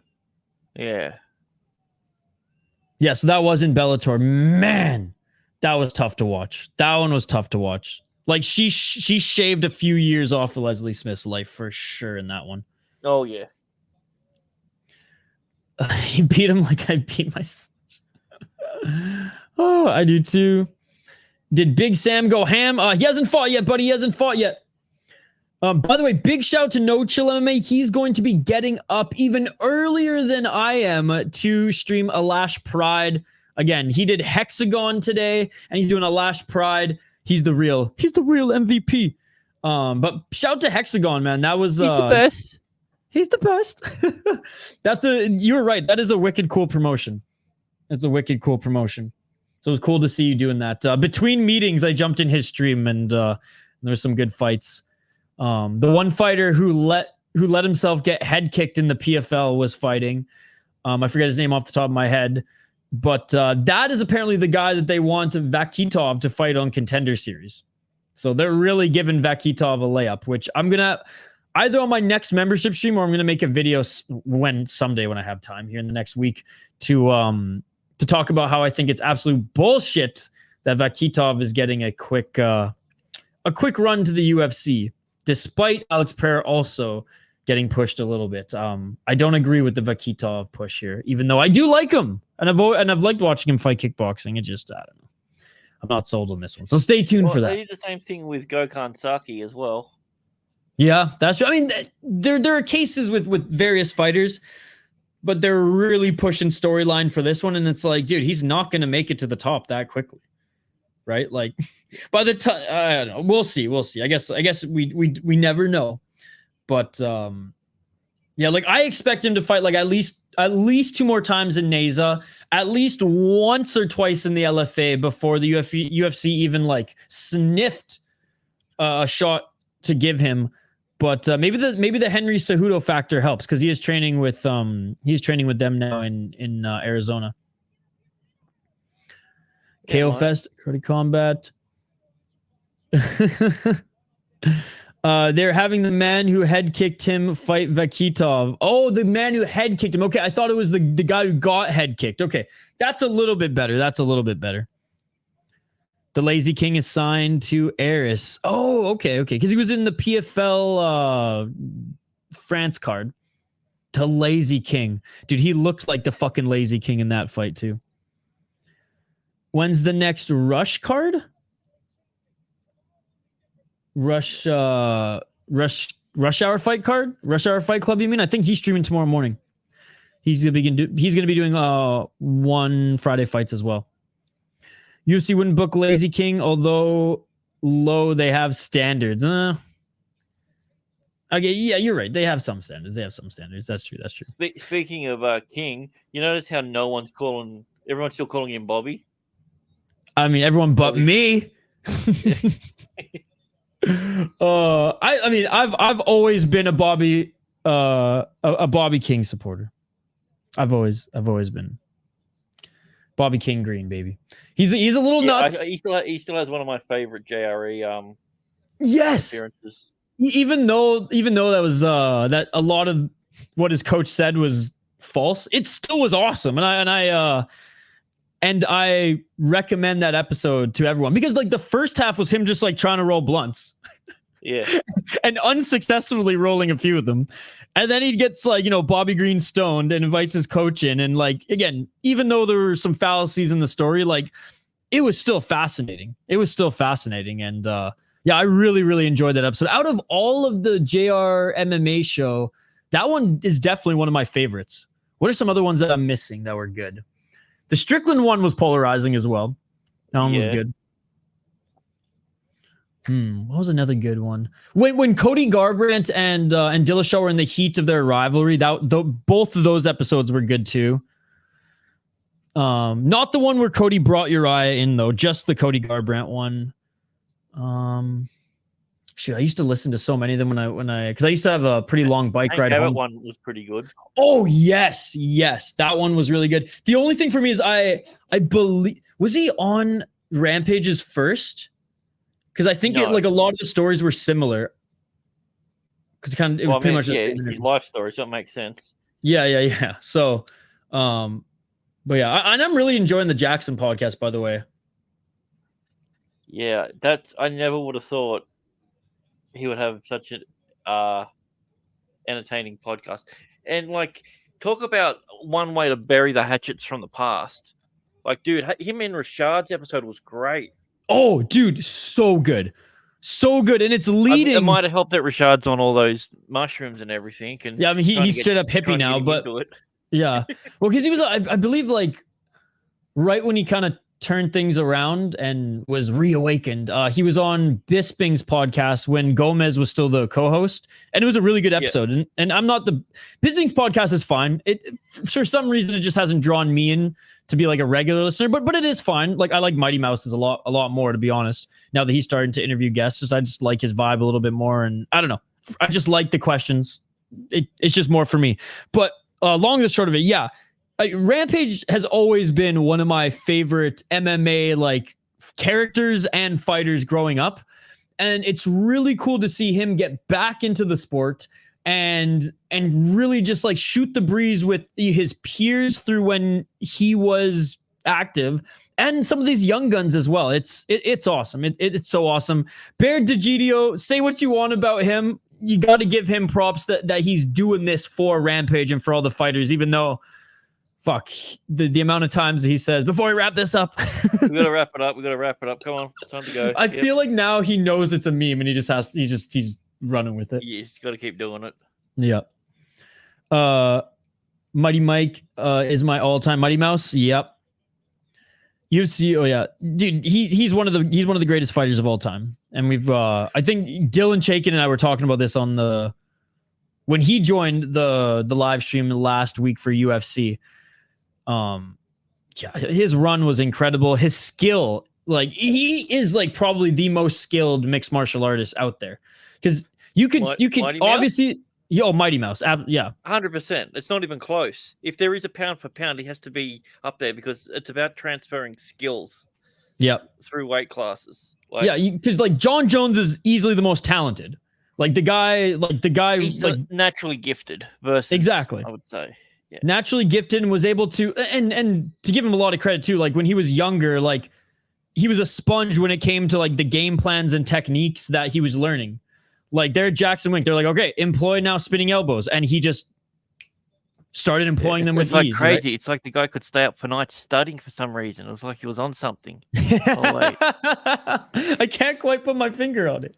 I can put my nose on it though. Oh my goodness.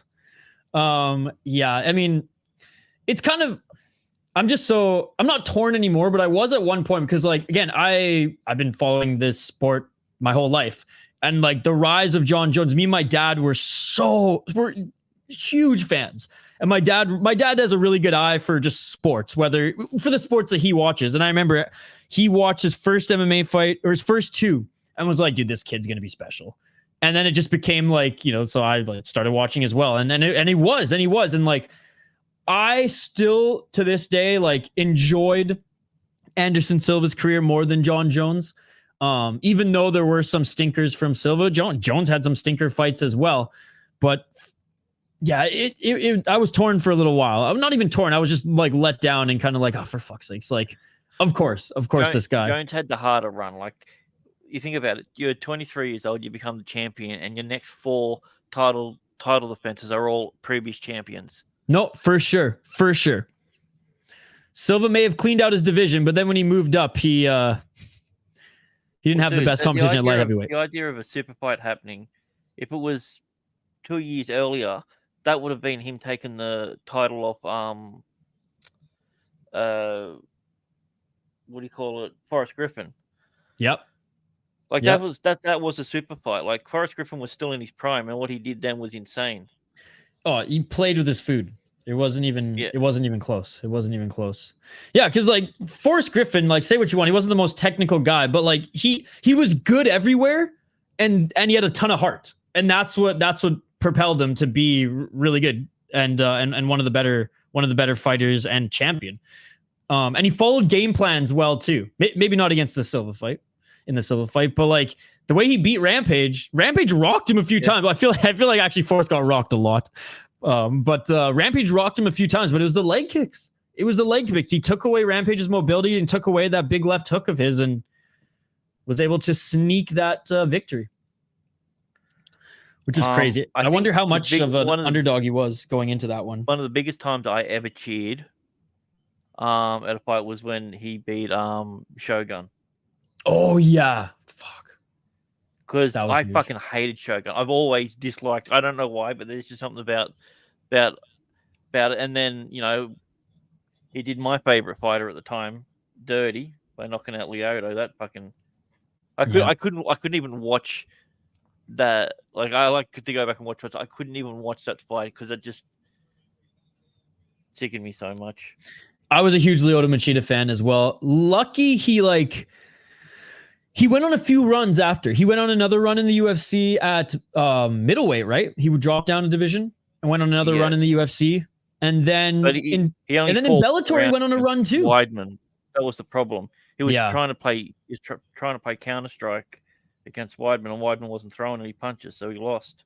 Yeah. I think Lyoto Machida's run in Bellator is extremely underrated as well. He crushed it over there. And it's not like he just fought complete cans. He retired Chael. Yep. Yeah. I'm going to actually just bring up his career here. We may not have gotten the Machida era like Joe Rogan predicted, but man, he had a tremendous career. Well, it lasted one defense at least. Yep. Yeah. Yep. He fought in K1, Bellator, UFC, fought BJ Penn as a heavyweight. Yeah. Okay, so he had he fought Rafael Carvalho, who's 15-2, beat Chael, and then fought Gegard Mousasi for the title, and it was a split decision loss. Then fought Phil Davis, who he's the motherfucker in his own right, and he split decision loss against him as well. Fought Ryan Bader, unanimous decision loss. So he wasn't getting knocked out as an old man or put away with ease in Bellator. The Ryan Bader fight was a lot more one-sided, but the Mousasi fight was close, man. Didn't he knock out Bader? In the UFC, maybe? Yeah, he did. Bader charged in at him. Yeah, he knocked him out, in 2012. So their rematch was in 2021. Dude, it's crazy that he only retired like a few years ago. Wow. And he beat Mousasi in the UFC in 2014. Fuck, he's fought everyone, man. Crazy. That front kick or that jump kick, the crane kick on Couture, though. My God. Well, the one that he did. Like, I mean, I actually think he did beat all dirtier, I reckon. Because everyone says the Silva one was the best one, but Silva didn't even knock him out with that kick. Nope. He was still conscious. Did. Yep. God. He did that three. He got 3 knockouts using that front kick. While Mark Nunes, we retired him. Yep. Because he hit him and then he stopped. He's just like, no, he's out. I'm not going to go over there and hit him anymore. He had a lot of honor, did Lyoto. Yeah. Yeah, but he drinks his own piss, so it's kind of weird. Oh yeah. I mean, I didn't want to bring that up because. Dude, his brother, who didn't have a long MMA career by any means, he's got some wicked knockouts on the regional scene. That flying knee in LFA, I think it was back in, I want to say, like 2014. It came up on my like YouTube suggested videos recently, and I went back and watched the fight. It was like in the second round or beginning of the third round, and I think his brother fought at welterweight. He was a little bit smaller, but like pretty much a spitting image of him, and landed this stupid flying knee. Oh yeah, he was. Yeah, there's a channel that does, it's like knockouts you probably missed or something like that. It's one of the things that they do. I've seen a bunch of like regional ones from back in like 2016, 2017. Nice. Those I love going down the rabbit hole with those for sure. And I just have an extra appreciation for the regional scene too. And we see some of the craziest knockouts on the regional scene, just like, and I say this in like college hockey and junior hockey too. We see some of the nastiest shit because like that's where these guys' skill really is separated, right? When you're at the highest level, yes, there are obviously moments, right? Because it is the highest level, but you see more of it on the regional, on the junior level, because you see that separation of talent. And I'm all for that. And people are more likely to do something risky for a chance of a big payoff. Absolutely, right? Whereas they're safer, they want to fight a little bit safer in the big leagues because they're making that money and they don't want to be cut. All right, Brandon Jenkins against Efrain Escudero. They're making their walkout now. Brandon Jenkins, the human highlight reel, ladies and gentlemen.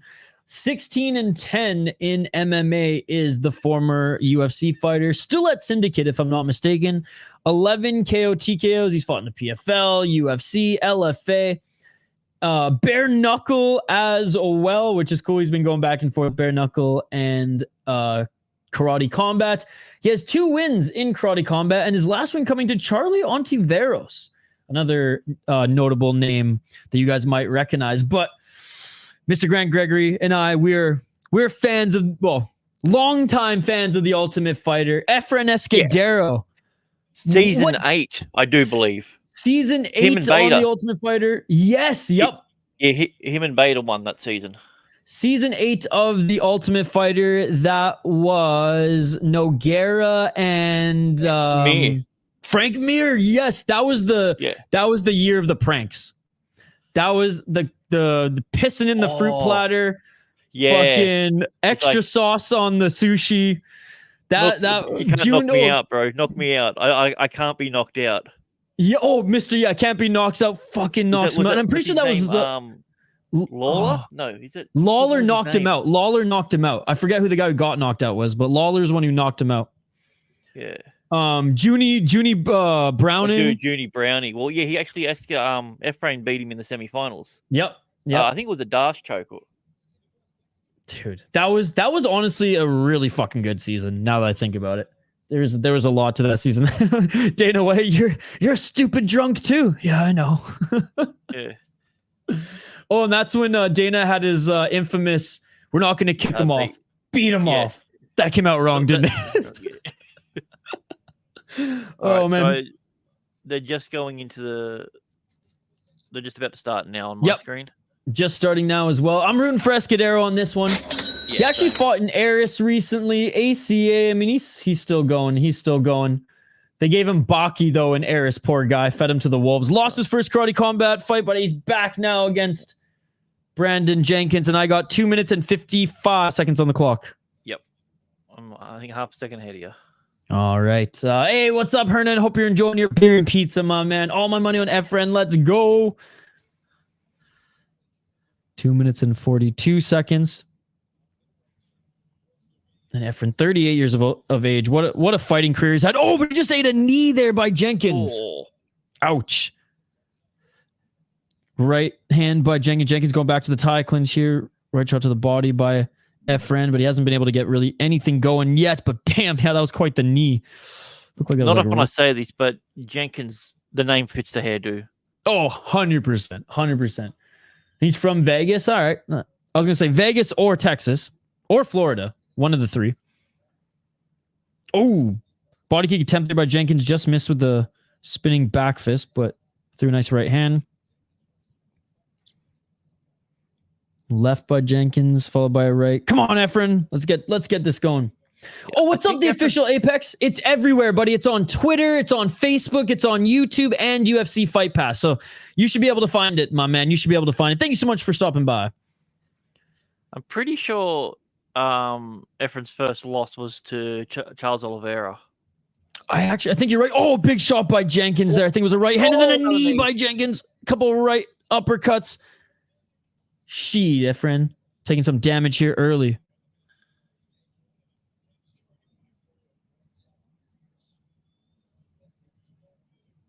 The Scroll's career so long.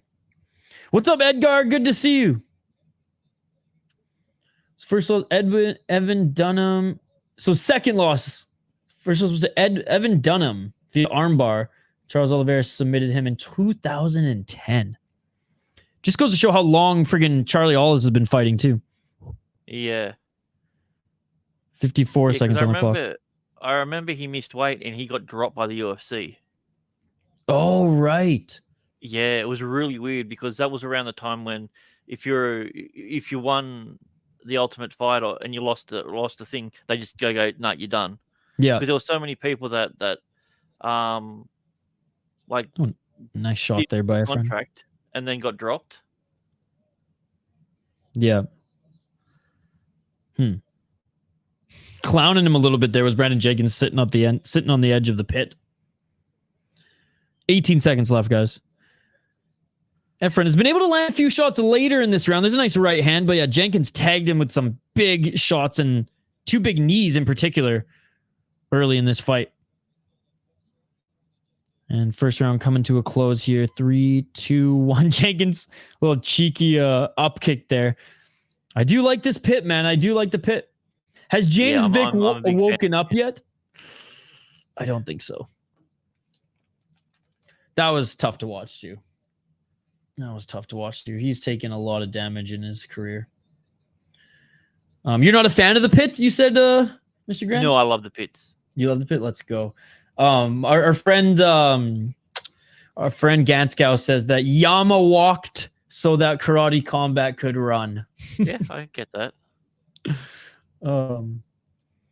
Yes, he won, Mad Salvi. He won in overtime. In sudden death overtime. Yeah, so they went to a fourth round and he ended up winning that one. That was earlier, I think about an hour and a half ago.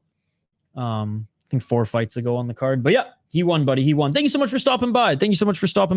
And for anybody, I know you guys are all watching this on YouTube or Twitter or Facebook or wherever you're watching it, Fight Pass even. Be sure to join us tomorrow, guys. We have a full day of fights. One Friday fights in the morning, Muay Thai. And we also have Cage Fury FC, where our friend of the channel, Max Canones, will be fighting in the co-main event. Good old Maxi. Hell yeah, Max. Let's go. Well, also, you asked a question when I was out. I was still listening. Scott Farrell is the ring announcer from Yama.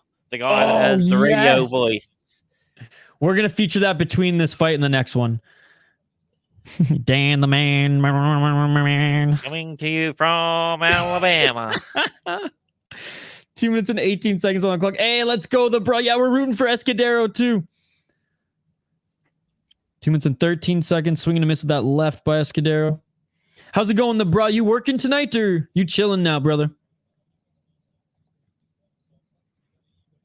High kick by Escudero. By Jenkins. Blocked by Escudero. Jenkins was the heavy favorite in this one. I mean, I understand that. It's not like Efrain's been winning many of his fights as of late. He's almost at the end of his career. I felt spinning heel kick by Jenkins. Just nicked him. Chilling. Let's go. Happy to have you here, the bruh. Jenkins really needs to win this fight so he can finish that back tattoo. He's only got the outline on his shoulder. Yeah. He needs that extra couple thousand or a few thousand to finish it. 1 minute and 27 seconds. It was funny seeing the progression of Volkovs in the UFC. He worked 8 hours tomorrow and Saturday. Hey, well, hope to see you during some of your breaks, my man. We'll be streaming all day as well. Some big shots there by Jenkins in the clinch, but Efrain continuing to walk forward. First 32-hour week. Damn, we'll make that money, brother. Inside leg kick by Jenkins. Yeah, we got a busy day tomorrow too, the bruh, here on the channel. But this is the fun type of work. But it doesn't pay as well as your work, I imagine. Double right hand by Efrain. There, better second round than the first so far. He's got to watch those knees by Jenkins when he enters the pocket there, the clinch. Yeah, he's just asking for it. And Jenkins on his back. Yeah. So as long as he keeps punching, as long as there's ref. Oh yeah, because he dropped to his knees there. His knees were on the ground. I didn't see that. Yeah. As long as they keep punching, then they'll keep them on the ground. I love it. Yeah. We've had what they consider effective striking. Right. Or which striking, I like that. Sorry. Yeah. Jenkins taking punches now. Yeah. So how many fights have there been so far? We had 2 grappling matches, and then we've had we had one grappling match. That first one was a push and shove, and they never hit the ground in 12 minutes in a grappling match. Yeah, that's a disgrace. And they were both Brazilian too. Like, boys, come on. At least Romanov went for a little ride there.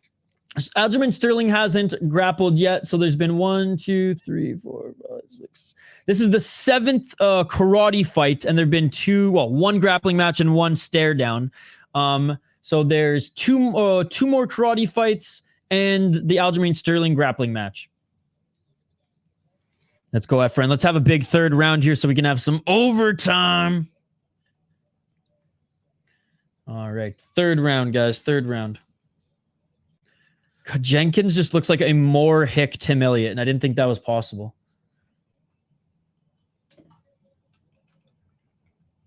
All right, here we go. Here we go. Third round, ladies and gentlemen. Let's get it on. Let's get it on. 2 minutes and 55 seconds. Low kick. Oh, that might have been a little right to the balls. Yep.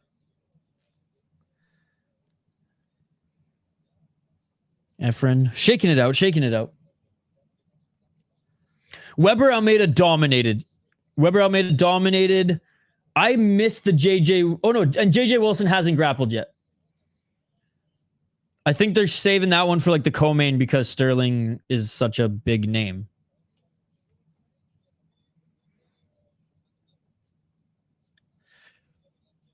All right, here we go. We're back. Oh, I did again. Wow. Right off the restart. That happened so quick. I thought Efrain was like, psych. But yeah, Almeida, tremendous performance. Ended up getting a TKO win in the third round.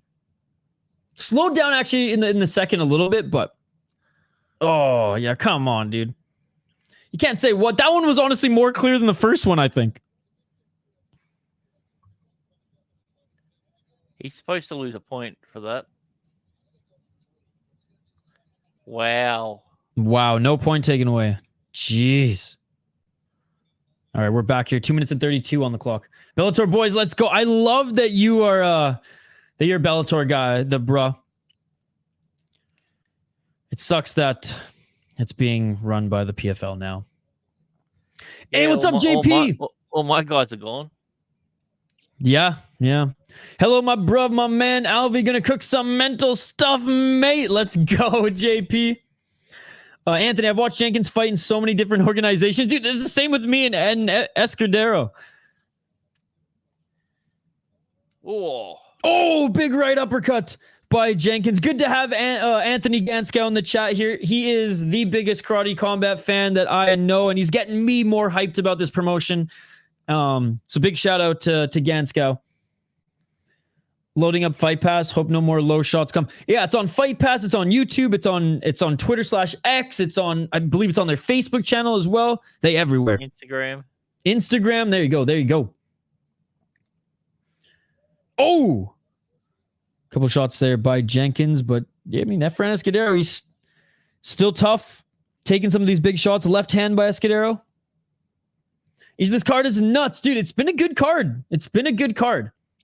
Other than the friggin' YouTube friggin' bugging out issues that we had in the first part of this stream.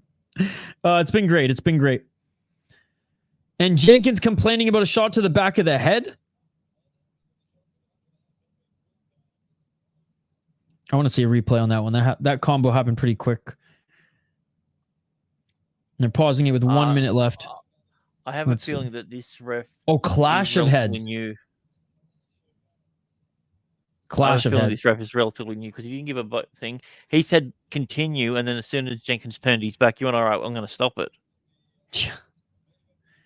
Oh, Hernan's in for a fun night tonight. It's Thursday, Hernan. Hernan's treating this Thursday like a Friday. I love it. I love it. Headbutt. Yeah, why don't you take a point off Efrain just to show how inept you are. 1 minute. Let's go. Hey, let's go. Big shout out to Bad MMA Math. He's doing some great work on his channel as well. 50 seconds on the clock.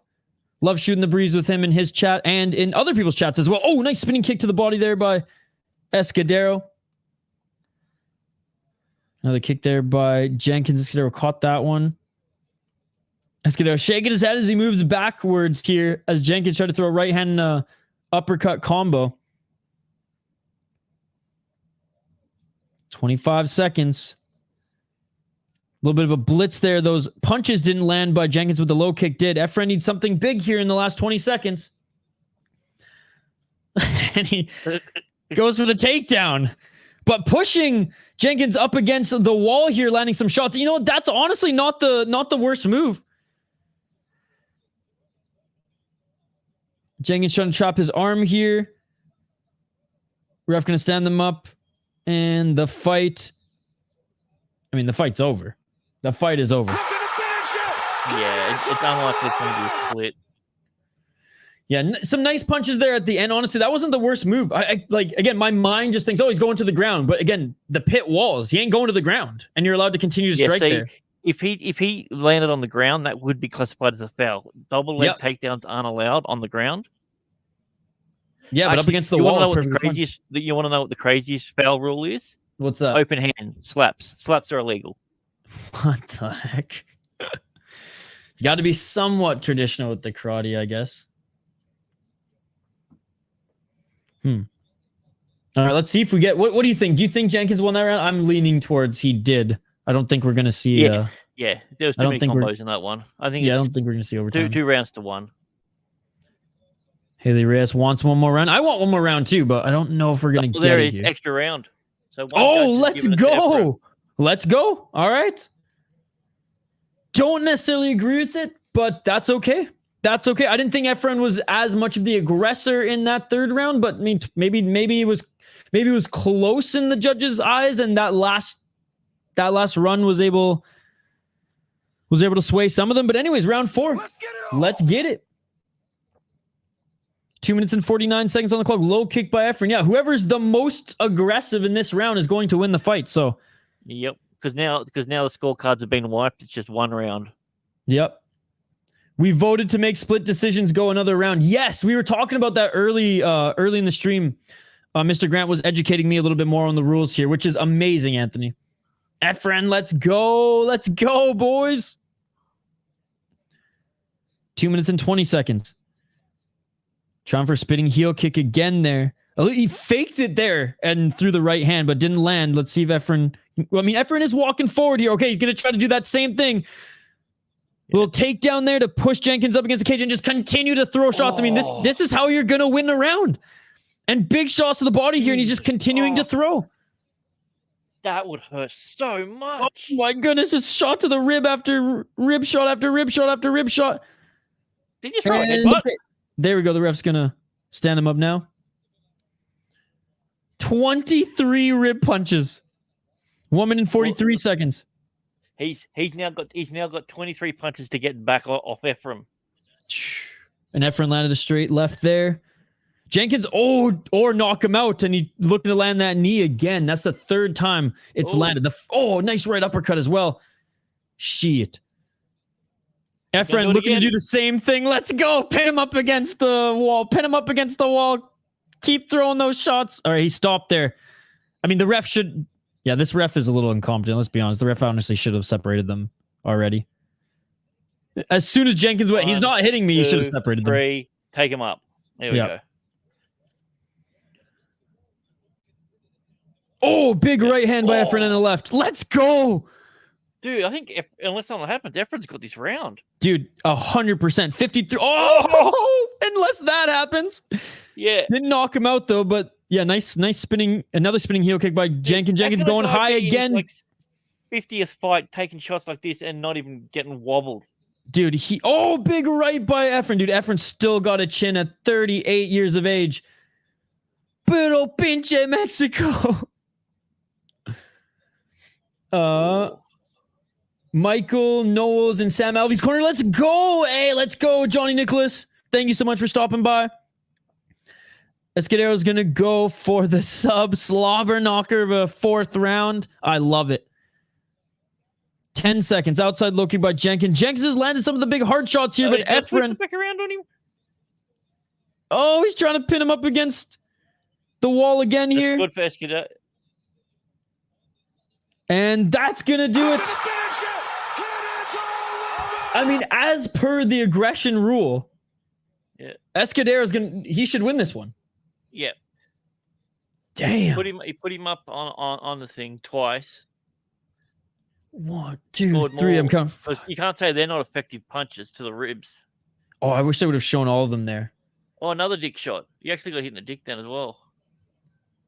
Pendejo is the winner. Good fight, actually. Good fight. A little slobber knocker, but I dig it. I dig it. By the way, big shout out to everybody joining us here. You're joining us here to hang out in this watch party as the fight is really readily available everywhere. So I appreciate you guys. Don't forget to vote in the poll question. I want to hear who's the biggest star in your eyes on this card. Is it Smiling Sam Alvey? Is it Efrain Escudero? Is it Aljamain Sterling? Or is it big boy Alexander Romanov? Let me know. Or if it's somebody else, if you think it's Brandon Jenkins, write it in the live chat. So if Jenkins put his feet on the ground and started to slide down a little bit more, he would have been closer to being considered grounded, but because he lifted his legs up and he's just against a wall. Here we go. Yeah, let's go! Yeah. Efrain Escudero! Let's go, dude. Let's go. I love it. Ultimate Fighter alumni, UFC alumni. Got fucked over by Aris recently as they fed him to Baki.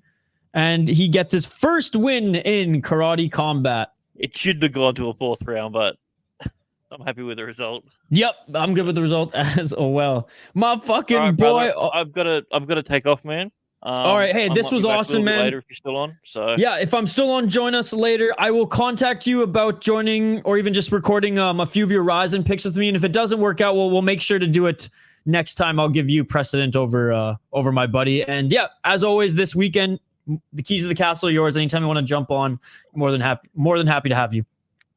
I appreciate you, brother. You're See the you best, later, man. Chad. Have a good one. See you, Hoggy. Let's go. Mr. Grant Gregory, ladies and gentlemen. Always a pleasure to ride shotgun with Mr. Grant Gregory on the stream here. He's a fellow junkie when it comes to combat sports. And he's a huge and longtime supporter of this channel, which is why I love shooting the breeze with him and bringing him on stream. All right, let's get back to the comments here. Hernan, I hope you have a fun and safe trip, my man. Andrew, it's good to see you. Oscar-winning actor Aljo is by far the biggest star. I tend to agree. The card's been great, Andrew. The card's been great. I knew I hopped on the wrong dog. In fairness, Curtis Clark, I don't think he should have gotten to the 4th round, but he rightfully won that 4th round. Shane, we got 2 more karate fights left and 1 grappling match. Dylan is also here. Millets don't win in combat sports. Tim Elliott, he sports the mullet and he wins every now and then. Big shout out to King Andrew. 116 subscribers. What an absolute beauty. Oh, excuse me. What an absolute beauty. I've not seen your shorts yet. I saw your last few pictures and I watched all the shorts of you at that music festival, man. It looked like you had a great time. Robin Black. What a poet. You know what's crazy, Anthony? Because in Canada, we have our version of TSN is ESPN. And he was before like Aaron Bronstetter like took over, who now is on Sportsnet. Robin Black was the fight guy for TSN. And for TSN Radio as well, my buddy who did TSN Radio in Winnipeg actually has a great relationship with him, and he used to bring him on his show every week to do like a fight segment. Hey, hope you have a good night, man. Hope you have a good night. By the way, breaking news in the hockey world for those who care. Sportsnet cuts one of the biggest one of the biggest insiders and names.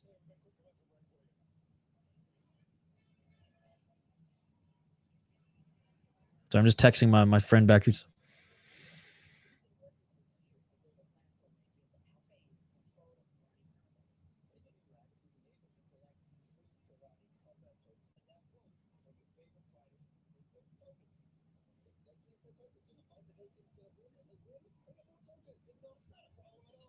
All right, we'll get back to highlighting the next fighters here in a moment. Sorry, I just got to answer this text quick.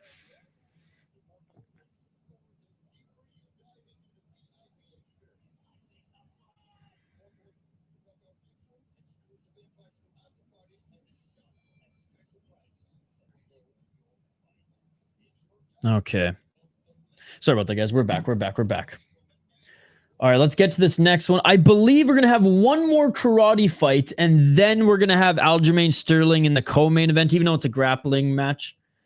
So it looks like we're going to have Cristian Pérez against John Marquez. My dream is for Alex Pereira to fight in karate combat. Well, if he eventually fades out of the UFC and isn't too old and doesn't get offered millions and millions of dollars in boxing, I could see it, as they've done a lot of like promotional work with him before. I could see it.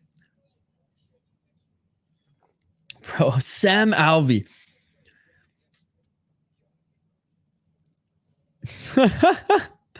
the most random star. The most random star to have left the UFC. And maybe calling him a star is a little bit of a stretch, but he is becoming one of the faces of karate combat. And it's not like his fights are bad. It's not like it's just because he's goofy smiling Sam Alvey. Like, he's been good. He's been good for this promotion. By the way, for those who don't know, we've said this quite a bit throughout this stream. If you guys don't know, check out this history of Yama pit fighting. All right. Check out the history of Yama pit fighting, ladies and gentlemen. There's a lot of lore when it comes to it. Yama fucking walked so karate combat could run. And the announcer in Yama, Scott Farrell, radio guy, great on the radio, horrendous in the pit for announcing MMA. Sam isn't just a star, he's the motherfucking GOAT. Let's go. You were right. Globe seems bigger than MMA. So I'm going to share this with you guys because you got to know a little bit of the lore. And I highly recommend that you guys check out Napoleon Bonaparte's All My Homies Hate Jake Paul. That documentary that he did, because he talks a lot about Yama. But let's react to a little bit of it here.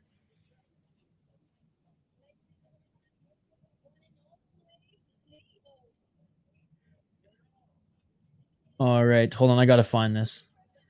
His announcing was... I don't know what he was thinking. He was going full radio guy, but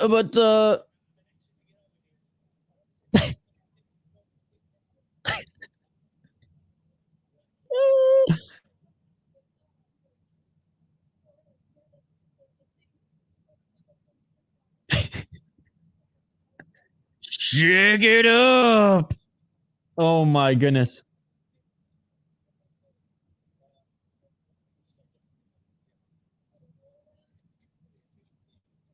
I want him to announce Dan Miragliotta.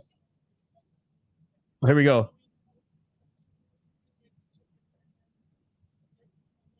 Look at this OG pit. Oh my goodness.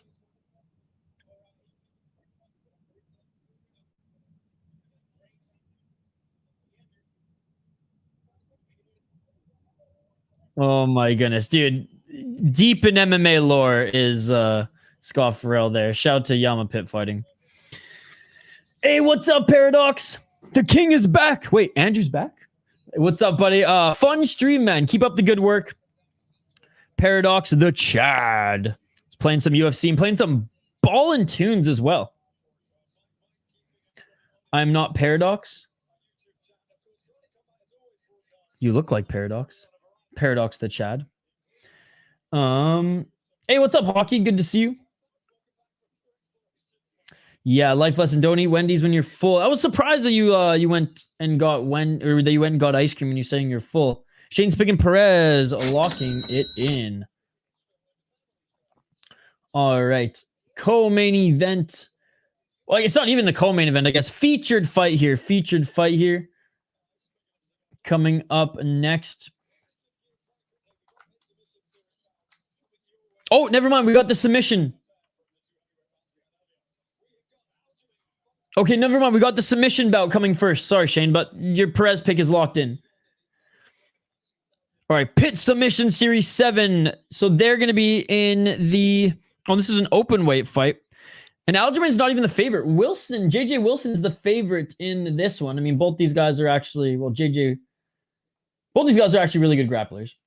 JJ Wilson, only 26 years of age, out of New Zealand. He's making his walk out now.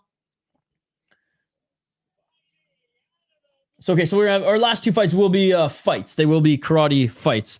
He's an American top team guy. Is he not? Or is he a... I thought he was an American top team guy. Anyways.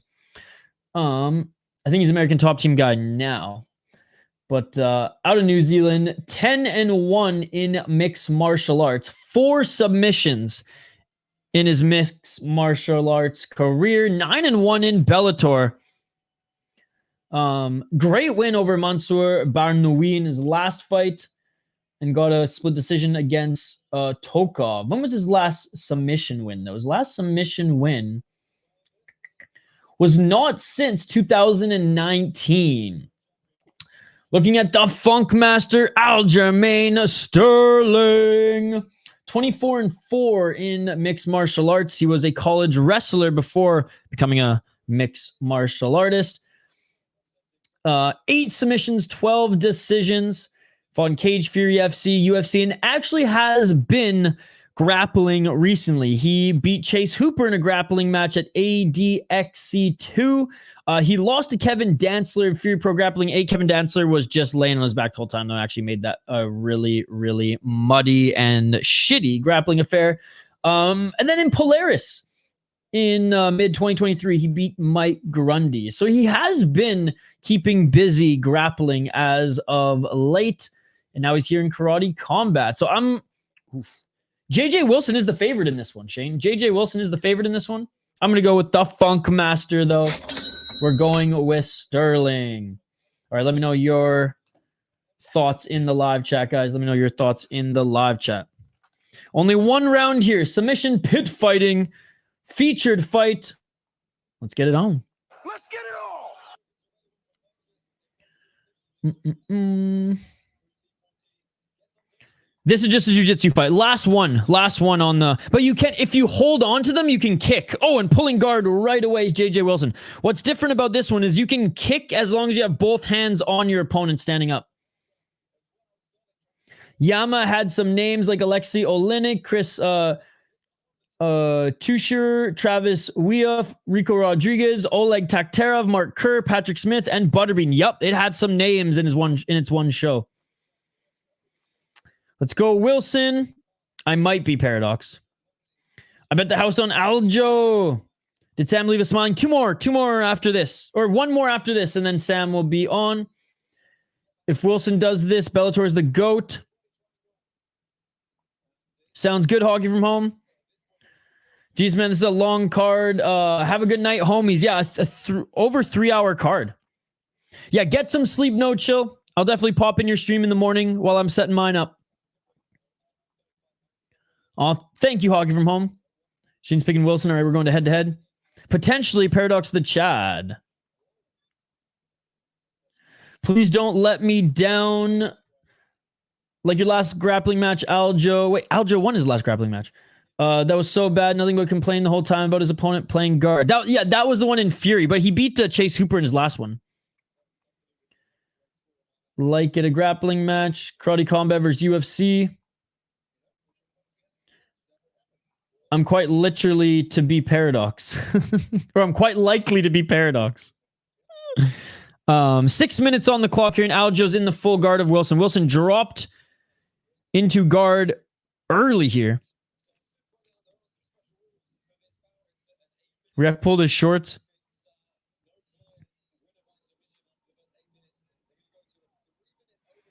Okay, and so if the judges don't see a clear winner, then they go to 3 minutes overtime. Yeah. 5 minutes and 43. Yeah, that one, it just sucked to watch all around. It sucked to see Danzler's game plan, and it sucked to see Aljamain just kind of clown and complain. Oh, looking for the heel here. Looking for the heel here is JJ Wilson. Aljamain with his right knee planted. JJ Wilson looking for that heel hook. 5 minutes and 21 seconds on the clock. I guess there's no heel hook clause, even though Aljamain is still in the UFC. And Aljamain looking for the back take there, doesn't get it. Because I know in Fury programming, there's a no heel hook clause for active UFC fighters. Oh, now you're Parasite.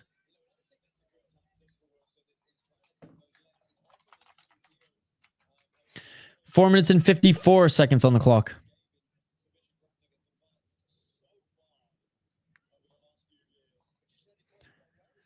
Still in the guard of JJ Wilson as he closes it there. And just when I say that, Aljamain Sterling gets back up to his feet and he's going for the neck.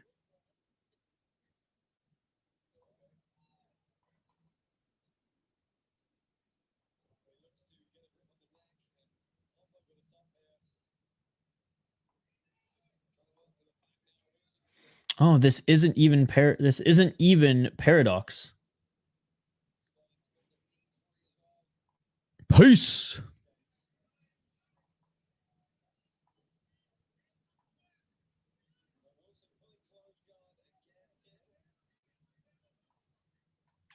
All right. There's a troll who was who's impersonating our friend. So we banned him. Fuck him. Sterling needs to throw some hammer fists. Dana's crying right now. I don't think he is. This isn't an MMA match. This is a grappling match. What's wrong with playing guard? It's a grappling match. Yeah, like, I don't think there's anything wrong with that at all.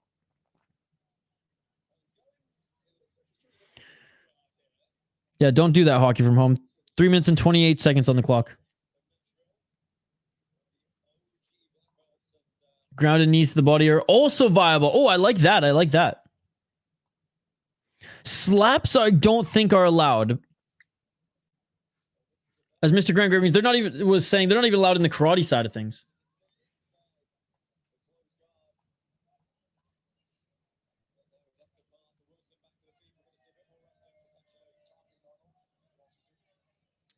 Two minutes and 57 seconds on the clock. Hockey, when you write like big paragraphs when we're calling fights here, I'm not going to read them because we're watching fights, hockey from home. That's what we're doing here. 2 minutes and 40 seconds on the clock, but I appreciate you. Thank you. Back up to their feet. 2 minutes and 40 seconds. And Aljamain looking for the takedown and snatching that neck like Seagal snatches a motherfucking birthday. Was JJ Wilson. Still has it, but Aljamain gets back in the top position. Hockey, we're watching fights. Well, we're watching grappling match right now. 2 minutes and 21 seconds.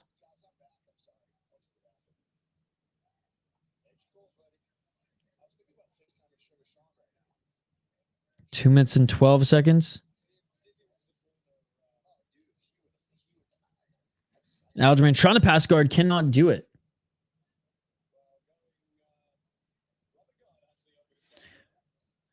Rubber guard now with that right leg near the neck.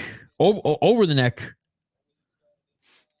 of Aljamain. Abandons it. Aljamain's still in the guard. It's tough. Tough when you're pushing him up against the pit. Pit walls, I should say. 1 minute 41 seconds on the clock.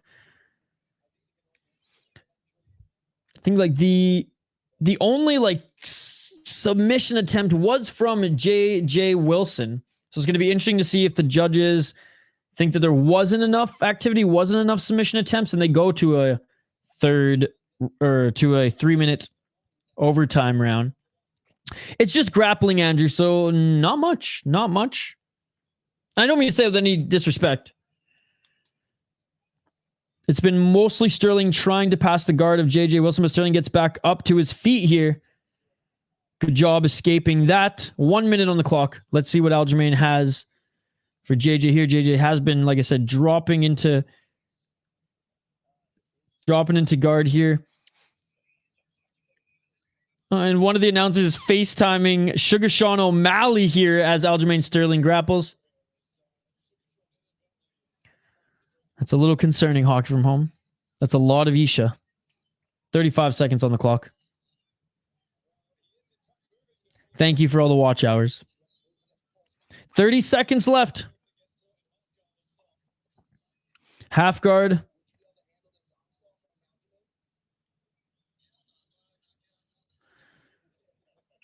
$15 seconds. Aljo, good job passing. 13 seconds. Oh, thanks, Hockey. Appreciate you. Jay Wilson wins easily. I think so too. Aljo looking to... He wasn't even snatching the neck. He was just controlling the shoulder there. And that is it.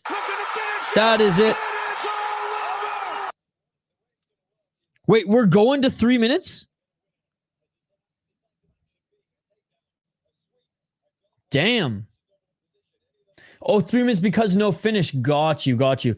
I thought it was only overtime if there like wasn't a clear winner, if there wasn't any catches. And JJ Wilson did go for the ankle. Karate Combat Bogers are having O'Malley on right now. I know it's a little bit of a troll. See you later, Hockey. Hey, let's go, Andrew. Now it's point base. First to 2-point wins. Got you. He goes to Brandon.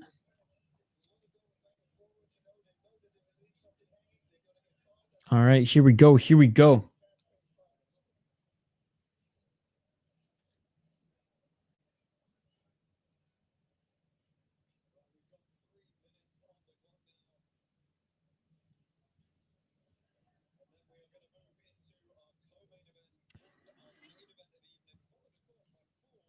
All right, here we go.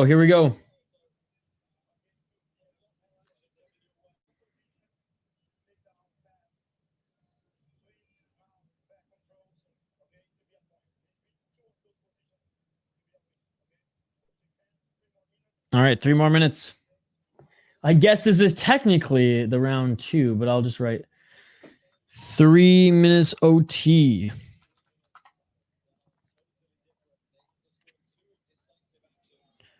Two minutes and 48 seconds. O'Malley for the grappling is dumb. His analysis would be good for the karate, though. Yeah. Because what is he a brown belt or still a purple belt in jiu-jitsu?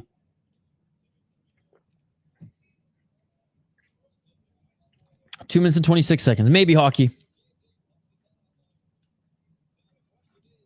I can't keep up with some everything you share, but if I have a little bit of time, I will. I gotta like the night doesn't end, Hockey. I gotta start prepping for some of my other stuff tomorrow, but I'll stop in quickly before bed and check it out.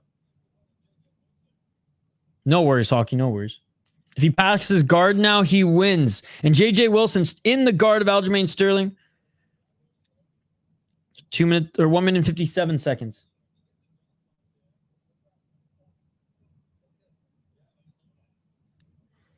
I mean, I don't mind this rule set. EBI rules are my favorite jiu-jitsu rule set, though.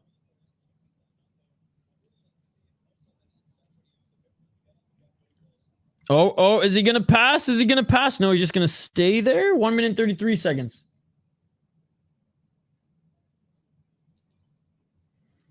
It's on the community tab for members, Hockey.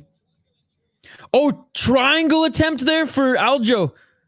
Oh, and he ends up pushing JJ Wilson off him. Hey, actually, that's some good work by Aljamain Sterling. 1 minute and 16 seconds on the clock.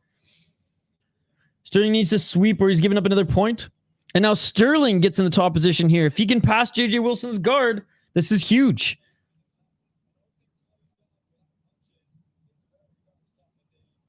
He was close there. He was close there. JJ Wilson looking at... Did he pass? Did he pass? I can't see that left leg. Looks like he passed. Looked like Sterling passed into half guard. Back into the full guard. 45 seconds. But he didn't initiate the takedown, so Aljo gets no point.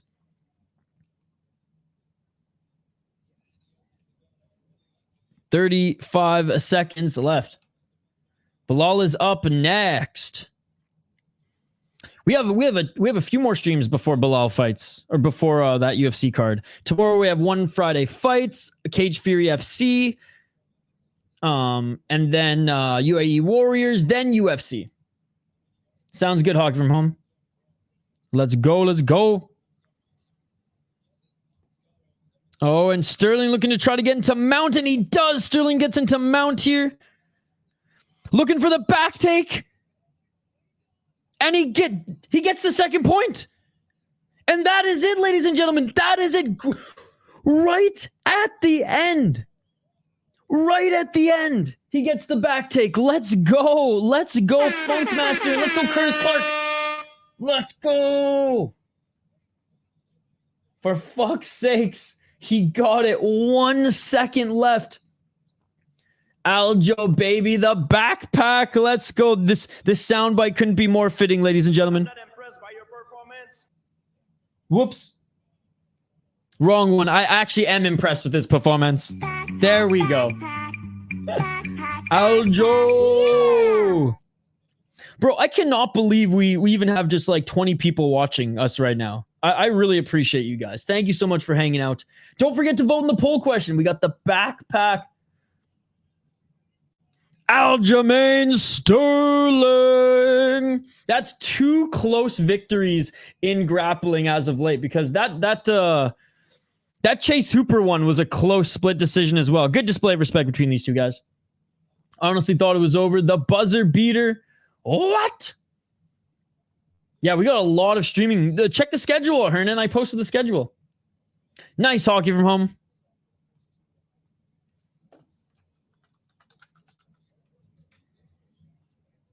JJ Wilson, he doesn't lose often.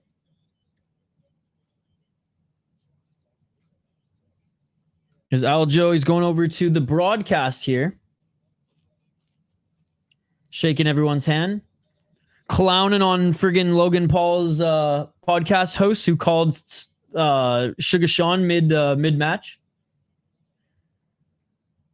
Let's go. No interview? Come on, you got to interview the Funk Master. Okay, no, he is... Oh, shoot, I got to plug in my iPad here.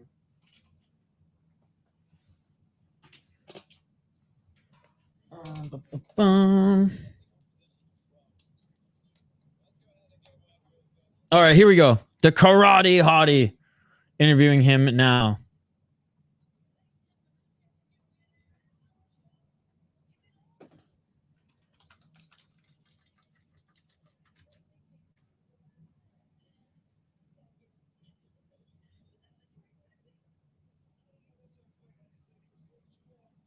So he said, I didn't know what to expect. I just knew he was good.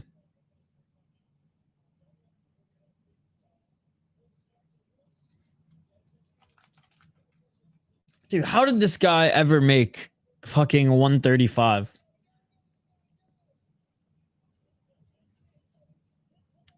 Aljo, Almeida, Pérez, and Alvey. We just need Pérez and Alvey, brother. 2 more legs to go. The house is safe for now. This is awesome having you guys, having the homies in the live chat here tonight. I didn't usually when we do karate combat, because it's everywhere available, we just don't get a big crowd. But like we have, maybe not a big crowd, but we have a crowd. So thank you guys. Seriously, thank you. We're gonna check up on the poll question here in a little bit.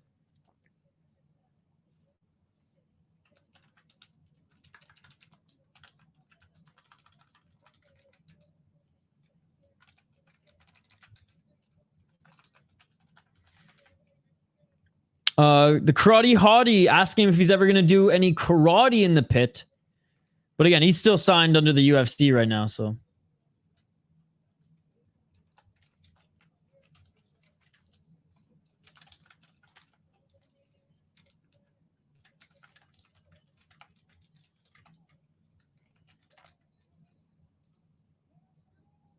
No, he's saying Nashville, stand up. I love it. I love it.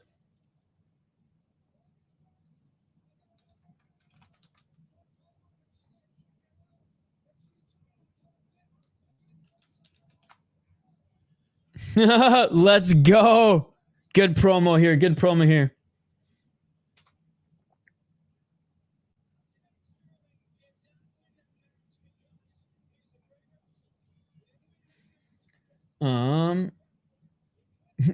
Is this actually Paradox the Chad, or is this another impersonator? What's up, Paradox the Chad? We had an impersonator join us earlier.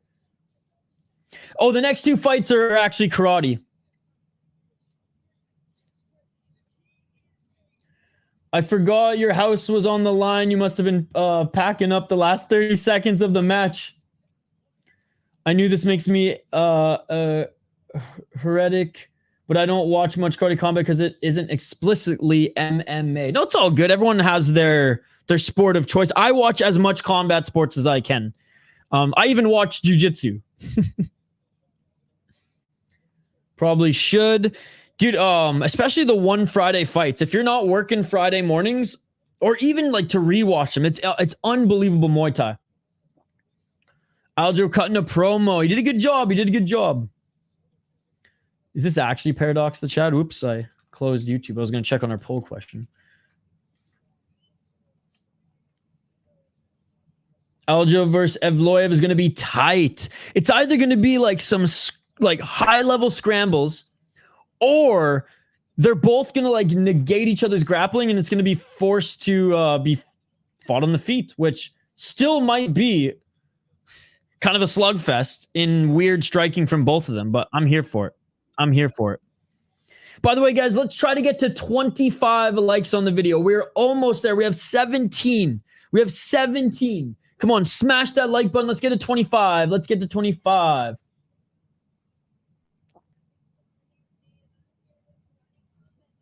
All right, this is actually Paradox the Chad. All right, let's go, let's go. Paradox the Chad, like I said, we had your impersonator here earlier. It was a troll, but this is the real MVP. All right, let's take a look at our poll question. Who's the biggest star on this card? Alexander Romanov, 19%. Aljamain Sterling, 52%. Sam Alvey, 21%. Efrain Escudero, 8%. Honestly, Sam Alvey should have gotten a little bit more love, and I feel like Efrain Escudero should have gotten a little bit more love than Romanov. I dabble in all other combat sports, but with the other stuff, it's harder. Fair enough, fair enough. It's hard because there's so much good MMA out there as well. Hockey, I am not even giving you any attention on Discord. I give you enough attention in the live chat here. We're watching fights hockey from home. I don't know how many times I got to tell you that. We're watching fights. So I'm sorry, but I ain't going to give you any attention on Discord right now.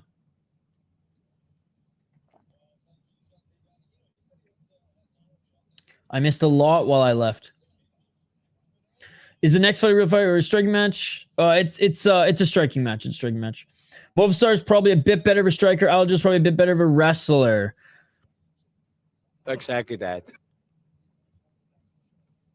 Man, Alvey plus money is a go-to for me in karate combat. I voted all options other than comment your option. So hockey, thank you so much for all the votes. I appreciate you. I hope it doesn't come to an end tonight. Have a good one, hockey from home. Hope you feel better tomorrow. All right, next fight coming up here, guys. Co-main event of the evening. Cristian Pérez against John Marquez.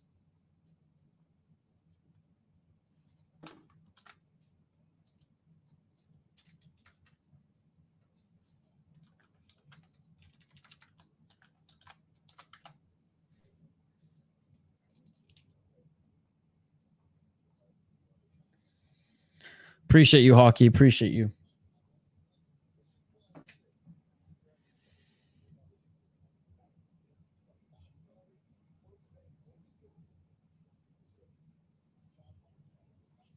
All right. We know. You've said goodbye like 600 times. Actually, only 6 in the last 5 minutes. All right. John Marquez, God's warrior out of the Dominican Republic, 30 years of age. Can feel better hockey. 2-2 in pro mixed martial arts. But how good has he been in karate combat and kickboxing? Meh, to say the least. He did land a nice spinning elbow against Dean Barry at Titan FC 83 in kickboxing. I didn't know Titan FC had kickboxing bouts on their cards. That's cool. That's cool. This is his first karate combat fight, though. Did fight in Combate Global as well. Bro, he had a lot of amateur fights. Where he went 8-6. The Dominican Republic, let's go. Haley Reyes showing some support for his boy. Christian Pérez out of Mexico, 13-1 in pro MMA. Bro, what? He's out of the goat shed. 4 KO TKOs. I was going to say, is he a Lux fighter? No, he's a Combate Global fighter. 10-1 Combate Global, 3-0 Combate Americas. Bro, 2 knockouts in a row. 1 in the second round, 1 in the first round. Third round KO in 2022. Yeah. Shane, where are we at with the beer bets right now? Where are we at with the beer bets on this card? I might have to go head-to-head with you. He is legit. He seems like it. My God. I want to see him in Lux soon.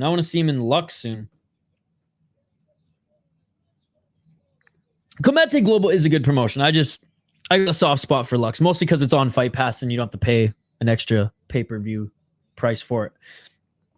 I'm up 1. Shit. All right, well, then I'm going with Pérez, Shane. I'm going to be a strategic dick, and then we'll see on the main event how it plays out. Because Alvey's the underdog on the main event, Shane, and I'm leaning towards picking him. By the way, if anybody's watching on Twitch, we are streaming on Twitch and Facebook as well. Appreciate you guys for watching on those platforms. But I encourage you to come over to YouTube. That's where our live chat is actually buzzing. And that actually helps out the channel a little bit more. So appreciate, well, the brand a little bit more. So would appreciate that. But thank you. Thank you, everybody, hanging out with us. Like I said, I can't believe we have even a little bit of a crowd here for Karate Combat. That's cool, because usually we haven't when we did them in the past. But that was the past. This is the now. And I guess the only thing that I'm kind of critical of is Boss can kind of pull off any attire here, and he's wearing the Karate Combat attire. But friggin' Logan Paul, what's Logan Paul's fucking co-host name? He actually does some decent commentary here, and it's cool that he's actually part of this and cares about it and likes it. But like, bro, he's wearing an alien shirt. What the hell?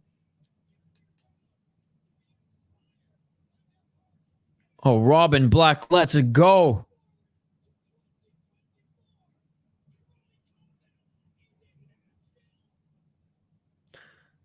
All right, I wish we would have had a bigger pump from the crowd. Okay, we both got Pérez. Isha's up 1. Pérez beat Alvey Alvarez.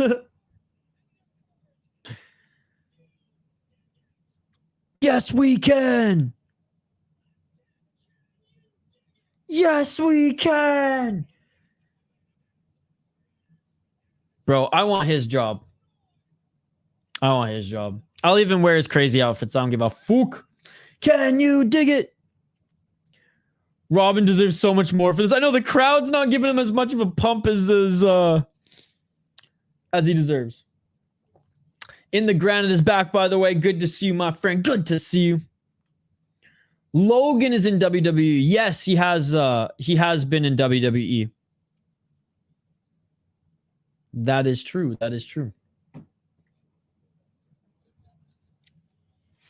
All right, cold open here. John Marquez up against Christian Pérez. Sucker. Again, I don't watch pro wrestling, but from what I've heard, he's actually pretty good at it. I mean, and he's an athletic specimen. I'm pretty sure he's wrestled in college.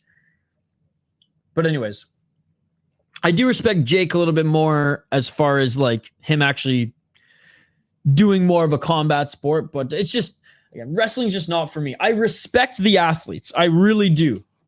because it's not easy. They put their body through hell. They have to do so many shows every year. But I like fighting.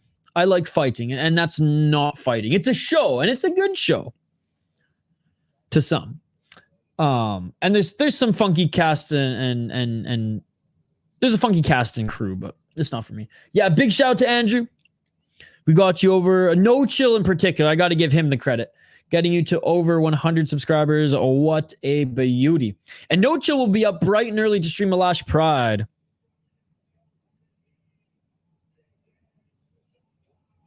The co-main event.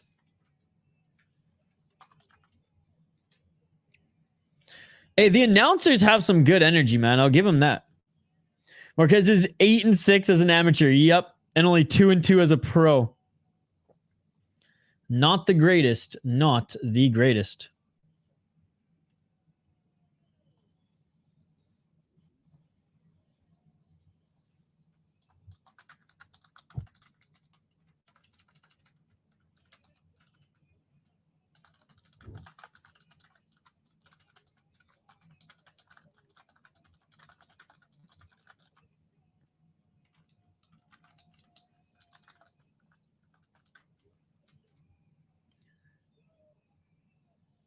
All right. Announcers shadowboxing. Dude, he has as much energy as I do when I'm watching these promotions that I like. Let's fucking go. The Bruh Trivia counter to... I love the Bruh Trivia, by the way. I look forward to it on every stream. All right, here we go, ladies and gentlemen. John Marquez tightens the belt on his gi pants. Bro, this announcer is making me shadowbox. The last time I shadowboxed like the most intensely was when I was listening to Rush Hour Fight Club as I was grocery shopping. I think it was like New Year's or Christmas, and they kicked me out of the store because I was a security threat. So I had to go to a different grocery store. So I was getting too ham. I was getting too ham in the fucking... What aisle was I in? I want to say it was like the soft drink aisle. All right, fighters are being announced. The side of the pit. And yeah, Christian Pérez is going to absolutely destroy this guy. Oh, I don't even want to look at the odds. Round one, ladies and gentlemen. They enter the pit. Oh, who does this guy think he is? Bobby Green? I mean, King Green? Knocking out the ghosts. I was just getting so pumped. It was just like such an intense boxing match he was calling, and I was just fucking going crazy. All right, round one. Let's get it on! Press turned down Dana White Contender Series to Fighting Karate Combat. Wow, they must be paying him. 2 minutes and 5 seconds on the clock. Already being stood up here is John Marquez after getting sidekicked by Christian Pérez. IBID Canada won? What did they win? 2 minutes and 45 seconds on the clock. Whoa, a little switch kick there, followed by a spinning back fist by John Marquez. Hey, I dig it. I dig it, but he fell to the ground, and Christian Pérez tangling up with him, and the ref are going to stand them back up.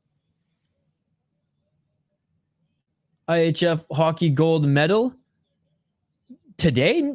I don't think they did today, Andrew. Did they win the World Championship? Is that what you mean? They lost the World Junior. That leg sweep was beautiful.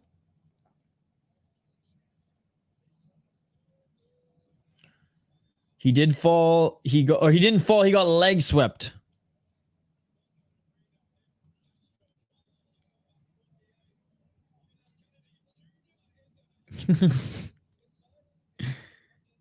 One minute and 54 seconds on the clock. RFK in the audience there. That is amazing. Twist his dick. Whoa, man. This is an MMA fight. The old dick twist. 1 minute and 43 seconds on the clock. Whoa, man. This is an MMA fight. Calm down.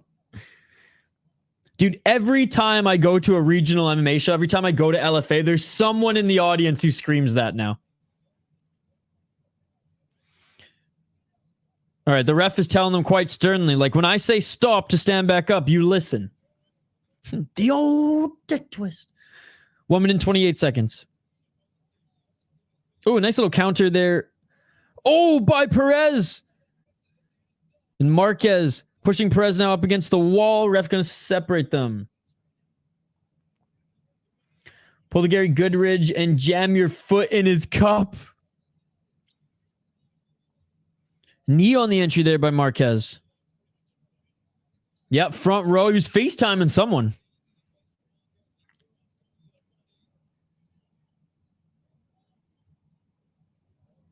"54 seconds. Eyeball soup. Still in this first round. 40 seconds left. Feinting with the right hand is John Marquez. Outside low kick by Cristian Pérez. Swinging to miss with a high kick is John Marquez. Oh, another low kick by Cristian Pérez. Oof. That's gotta hurt. Again, big shout out to everybody watching. Don't forget to smash that like button. Trying to get to, what did I say? 25 likes. Going to the body. Going high. 16 seconds. Nice. Oh, swing with that left hook and ducked under. It was John Marquez. They reset at center. Skid passed up. Dana White contender series for Karate Combat. Well, he's going to make a lot of money in this fight, and he's probably going to be on the UFC's radar for a call up on, as an like a call up when someone's injury on a short notice call up. And actually, in the granite, I talked to quite a bit of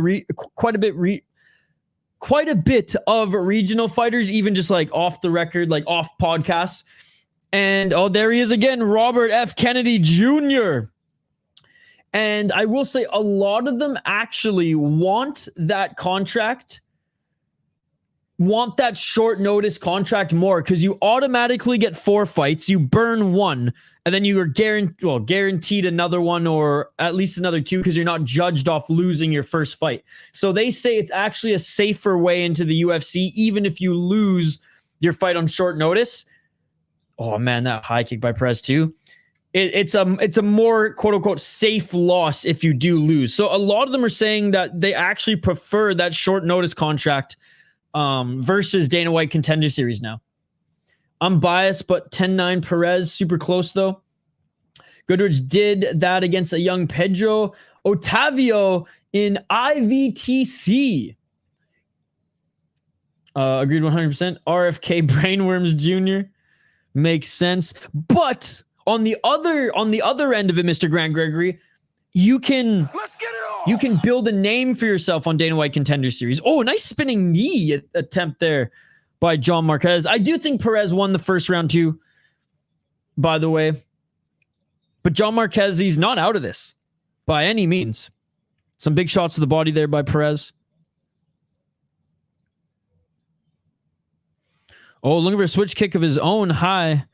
Missed there. And John Marquez moving forward here. Clinching. Oh, pushing off of the freaking wall there with that knee by Pérez. I like that. Rabona kick. 2 minutes on the clock. Spinning back fist followed by right hand or left hand by Cristian Pérez. But yeah, because you can build your name. Oh, look at John Marquez clowning a bit, doing the Neo. You can build your name off of a big Contender Series win.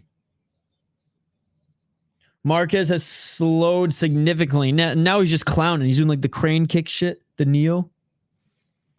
1 minute 38 seconds on the clock. And Cristian Pérez walks in with a kick. They clinch. Knee to the body by Pérez. Side kick by Marquez. Pérez just smiling right now. Not a lot of movement here by Marquez other than... Oh, well, he throws a nice left. Pérez ducked under it, though. High kick by Marquez. Catching the kick of Marquez was Pérez, but yeah, Marquez just kind of just slowly circling, slowly walking around him.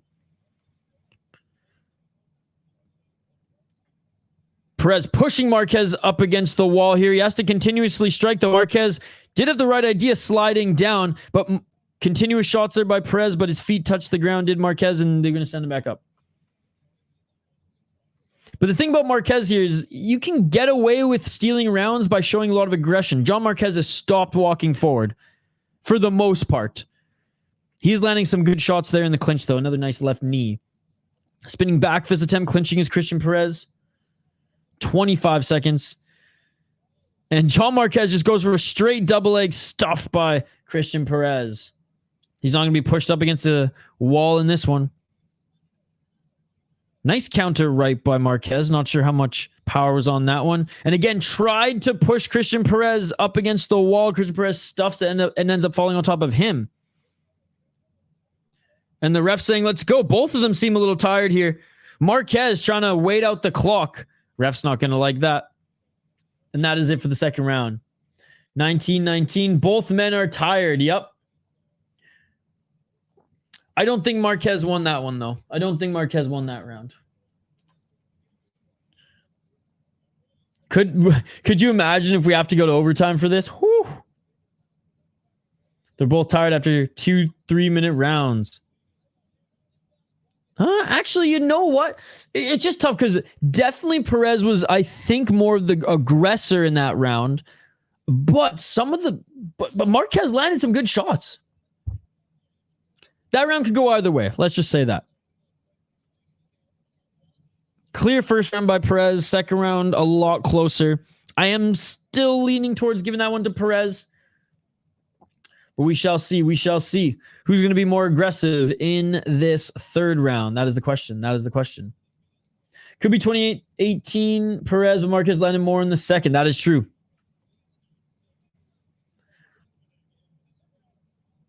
It is deafening in the arena.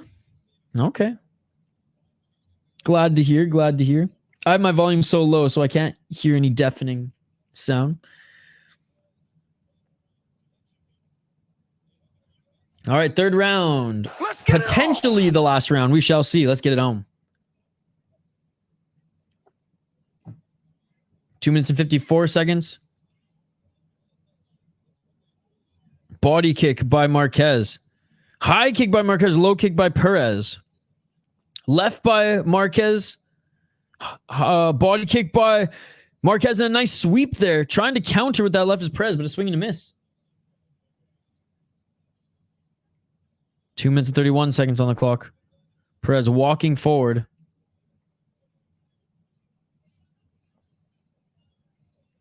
Front kick by Marquez. Oh, Marquez lands a nice left as Pérez was doing some spinning shit, and they go to the ground. Ref stands him right back up. Hey, what's up, Jelani? Good to see you, my man. Good to see you. How's training been going, brother? Low kick by Pérez. Pérez walking forward. Hope you're having a great Thursday, my man. We'll be watching some Muay Thai tomorrow morning. Shoot, in a few hours now. But hope you're well, sir. Hope you're well. 1 minute and 48 seconds on the clock. Oh, nice right hand by Pérez, and he tagged Marquez. Marquez is hurt. Marquez is hurt. Pérez landing some big shots on top of him, and the ref's going to stand them up. 1 minute and 34 seconds on the clock. If this was MMA, Marquez would be cooked. Can't even stay on the feet in a kickboxing match. 1 minute and 22 seconds on the clock. Well, that's why he gets cooked in MMA. 2-2 as a pro. 8-6 as in the amateurs. 1 minute and 10 seconds. Pérez did land the best shot of the round, but he's got to be a little bit more aggressive here. Hey, are you a fan of the pit? Yes, Brandor, I am. I am a fan of the pit. Yama walked. So the karate combat could run. High kick there by Cristian Pérez. Oh, little clash of heads there, but Cristian Pérez being a little bit more the aggressor here in the clinch. Ref separates 45 seconds on the clock. Brandor, thank you so much, by the way, for stopping by again, buddy. Good, bro. Training 90% of the day today. Damn. So you just, is it time for you now just to kick back and relax? Yeah, I like it as well. They might die if this goes another round. Oh, big right and a left by Marquez. Dude, they're so tired. Oh, big knee by Cristian Pérez. They've each taken some big shots in this round as well, but they're so tired. No, but yeah, Brando, I like the walls of the pit for sure. And it's they're more steep and bigger walls than that of the Yama pit. Pérez is going to win, but this is greasy as fuck. Yeah, he turned down Contender Series for this probably because he was not in fighting condition. Nope, just on a break right now to eat some food. Look at you, man. The grind never stops. I fucking love it. What's on the training docket today? More boxing or just straight Muay Thai? None of us have eaten or drank it. But drink some water too, brother. Drink some water. I know your coach goes full Valentina up in this mouth. Damn, what's on the menu tonight too?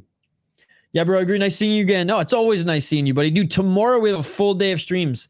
Full day of streams. UAE Warriors. Or sorry, tomorrow's Friday fights. UFC picks and predictions. And then Cage Fury FC. And then Saturday's UAE Warriors in the morning. UFC 304. And then Super Ryzen 3. I don't feel good about having Pérez at minus 650. They're called berms. Oh, sorry, berms, not walls, berms. He's like minus 150, maybe. Muay Thai mostly sparring today. Nice. Tiebreaker round. Oh my goodness, they are fucked. They are fucked. So this time you have to be aggressive. It doesn't matter if you, I mean, obviously if you land some big shots, that helps. But we saw what Efrain did to squeeze out this fourth round.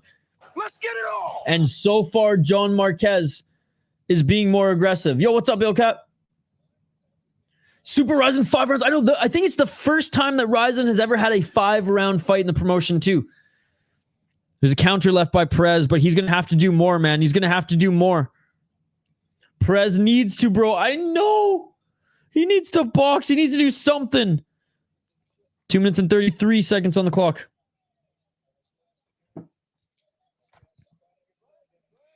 I mean, the friggin' takedown's not going to do shit. He's saying no suplexing allowed. 2 minutes and 15 seconds. Oh, another clash of heads, bro. That's been 2 so far. Catching the leg kick of Marquez's Pérez, but Marquez is landing more shots, man. Marquez is winning this round so far. Pérez needs to just walk forward and just throw everything he has. And again, way easier said than done at this stage when you're that freaking tired. But they shouldn't be this tired, man. Efrain Escudero wasn't this tired. Okay, no, Pérez, if you're going to push him up against the berms, you got to throw shots. 1 minute 30. Gracie. Break. 1 minute and 29 seconds. I have a water bottle, but I've had a bit of it.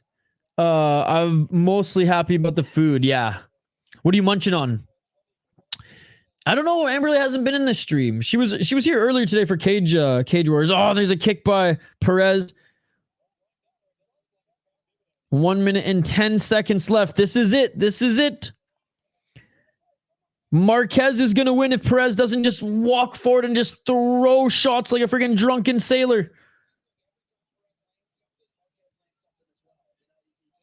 How is he this tired and this like much of a touted prospect in MMA?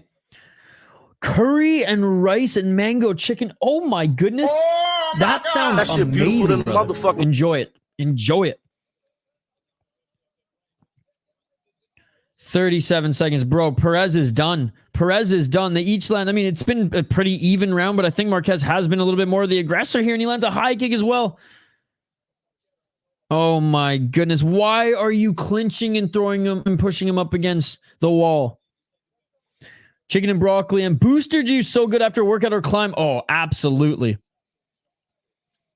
Oh, there's a left hand by Pérez. 10 seconds left.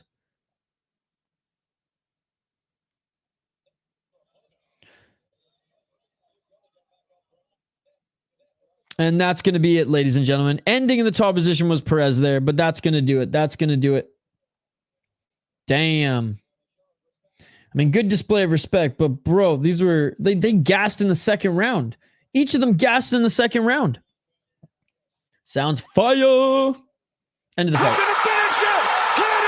Ooh, dude, I remember fucking. There's like Booster Juice is Canadian. I don't think there's Booster Juice in the States. But I remember when I lived in like little Prince George up in northern BC, and they opened a Booster Juice when I was a kid. Oh my goodness, it was the best because if you bought one of their big cups, you got like I think $3 off on a large. It was amazing. He must have come in out of shape. Well, it was a nice dream. Let's hope the judges rob Marquez for you, Curtis. I want to see Curtis win some money. Yeah, dude, this was a terrible performance by Cristian Pérez. No wonder he turned down Dana White Contender Series. He was not ready to fight. He was not ready to fight this summer. And he's a damn good prospect, ladies and gentlemen.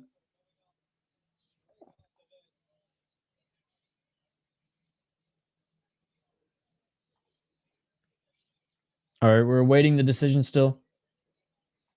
Well, I go to a place called Boost, get a mango tango large. It's so good. There's Booster Juice in Vancouver when you go there and box. They make good smoothies as well. It's like a smoothie chain in Canada.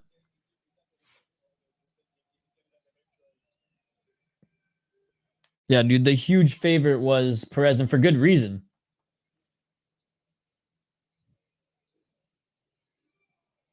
All right, come on. We're waiting the official decision.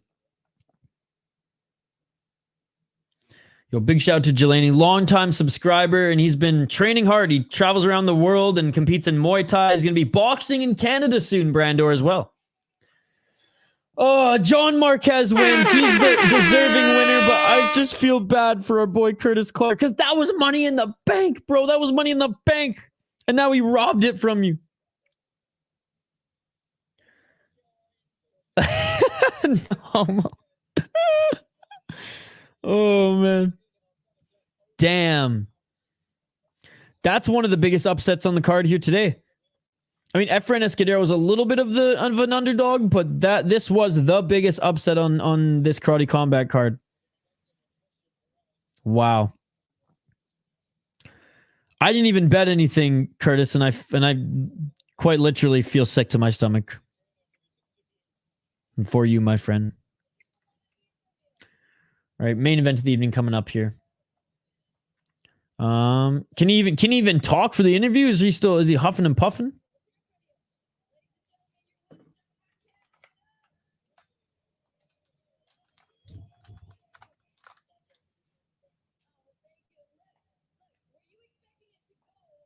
So he's asking, were you expecting it to go into the fourth?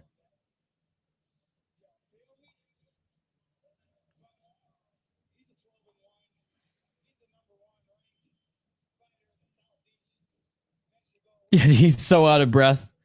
Hey, put on a good... Oh, yeah, I shouldn't even say put on a good performance. He grinded it out in the fourth round. He was able to win. Alvey time, baby. Emotional damage. It's going to be a fight in Vancouver, but I've had to pull out of this fight due to a torn bicep, so I'll probably fight in October. If I'm home in October, I might go home in October. It all depends on some work stuff. But if I do come back home in October, I'll definitely come watch your fight. What's up, Straney? Good to see you, my man.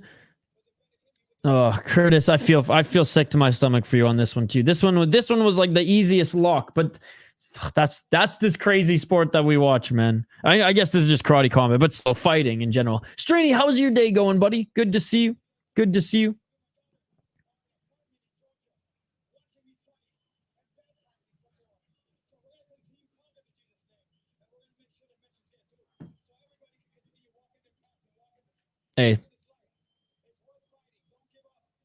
Hey, great job on the mic here. Great job on the mic here. A little baptism promotion, but hey, he was passionate about it. He was passionate about it. So do your thing, brother. Do your thing.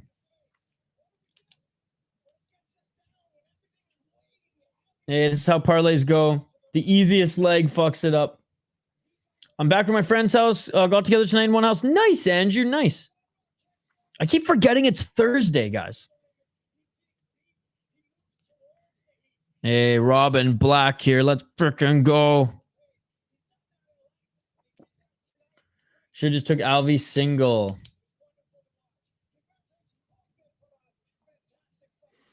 I don't know. That fantastic fight's a stretch there, Robin Black. But hey, you gotta say what you gotta say. They're paying you to hype us up. Good things. How's the card been? I just woke up. Overall, the card has been really good. That last fight was a little sloppy, but overall, the card has been really good. Can't believe it was minus 650. This fucking guy. He must have come in out of shape and just thought it was going to be an easy fight. First round, he looked so good. Yeah, I just saw the highlight of that sweep too.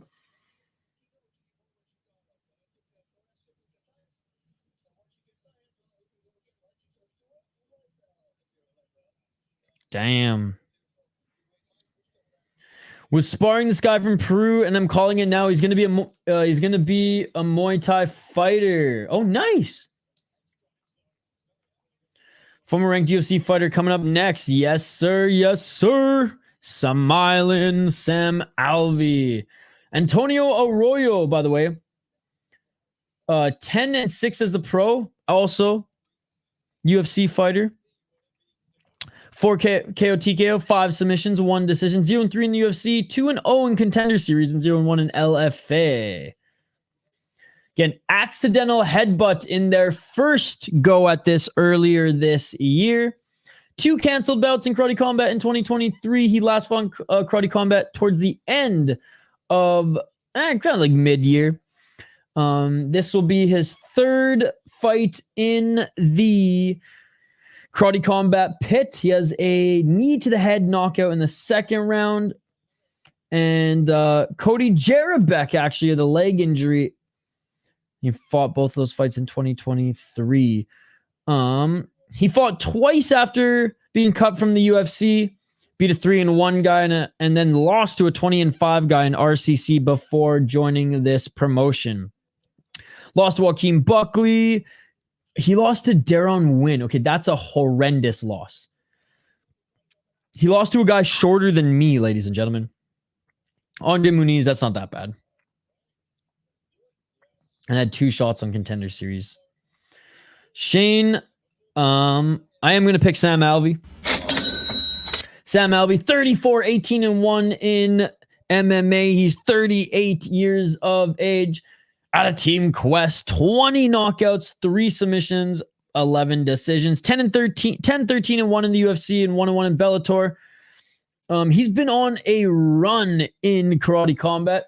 A 2-fight win streak followed by, again, a no contest due to an accidental headbutt.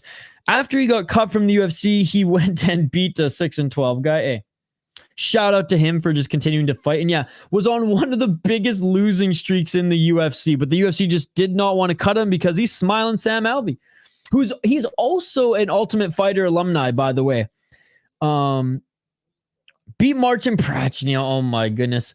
Beat Vellante, and then it just went downhill from there. Lost to Antonio Rogero Nogueira, lost to Jimmy Crute, lost to Abreu, lost to Ryan Spann, lost to Julian Marquez, lost to Wellington Turman, lost to Brendan Allen, lost to Michael Olivier-Jacek, who, by the way, as the bruh said, has fought in the pit before, but the Yama pit. The Yama pit. Oh, what season was his Ultimate Fighter year?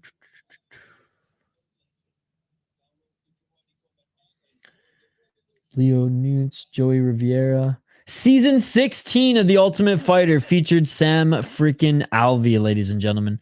God, he's been fighting for a long time. I'm going with the smiling one. Hashtag perfect Tom. Smiling Sam, let's go. There's beef too, yep. I'll go head to head for the main event. Shane's got Arroyo. Arroyo's only 35, Shane, so like it's actually a pretty good matchup. Well, at least give me a good show, Alvey. Seeing Alvey KO this guy would be a good consolation prize for my failed 414 ticket. You'll get that money this weekend, Curtis Clark.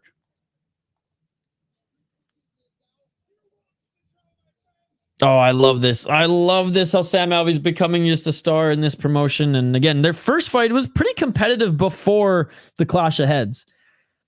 Shout out to Nashville, ladies and gentlemen. Regardless, the boys are going to fucking Tootsies after this. Is his wife coaching him again? I think so. I think so. Robert F. Kennedy Jr. is on the mic, dude. What a cast and crew.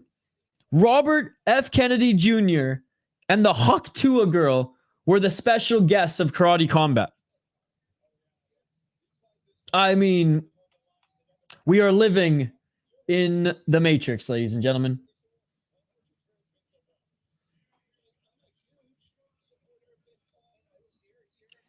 Oh, he's talking about his Bitcoin support. He's talking about his support for Bitcoin right now. Facepalm. Oh, man. I honestly hope RFK wins. Dirty Hippo, good to see you, buddy. How's your night going? How's your night going, man? You ready for the official? I guess today has been the official start of the fight weekend with Cage Warriors and Karate Combat, but tomorrow, one championship Friday nights and really good card. Cage Fury FC tomorrow, and then the next day UAE Warriors, UFC, Ryzen, and more. It's going to be amazing. Alvey went 9-6-1 versus named notable opponents. 9-13-1 versus named notable opponents. Oh, oops, 9-13-1 versus named notable opponents. The Bruh Trivia counter number 3. Love the Bruh Trivia.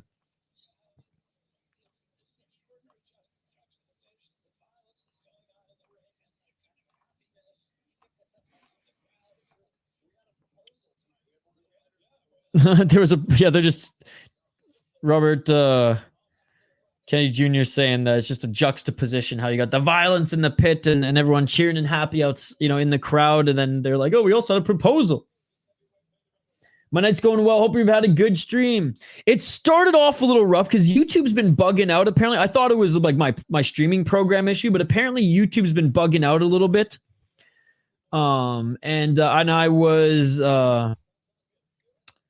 and I was part of that, I guess. So I had to restart the stream, and I was a little stressed. But no, ever since we've been good. We've been good. The fights have been good. The chat has been good.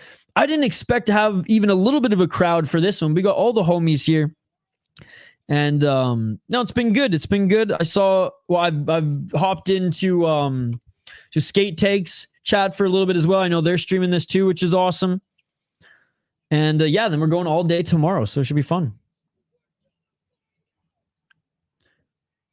Let's go, Robin Black. Get the crowd going.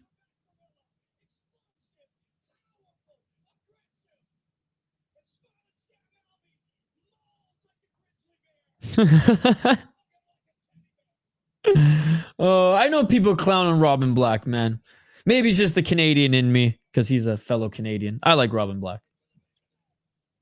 I don't know how anyone can dislike Sam Alvey. Yeah, me neither. Even when he was losing in the UFC and we were kind of clowning on him for like, or clowning on the UFC for like, well, really? You're giving Sam Alvey another fight? Like, I was always rooting for Sam Alvey. The Brendan Allen one was hard to watch. He got brutalized in that one. Let's go. Main event coming up next, guys.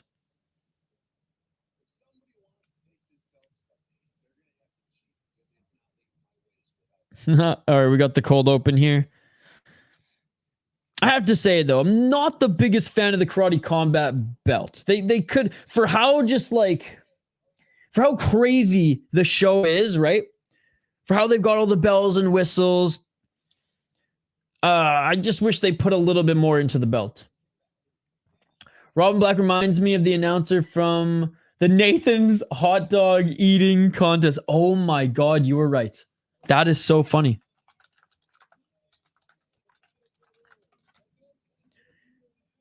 George Shea. He's got as much energy as him for sure.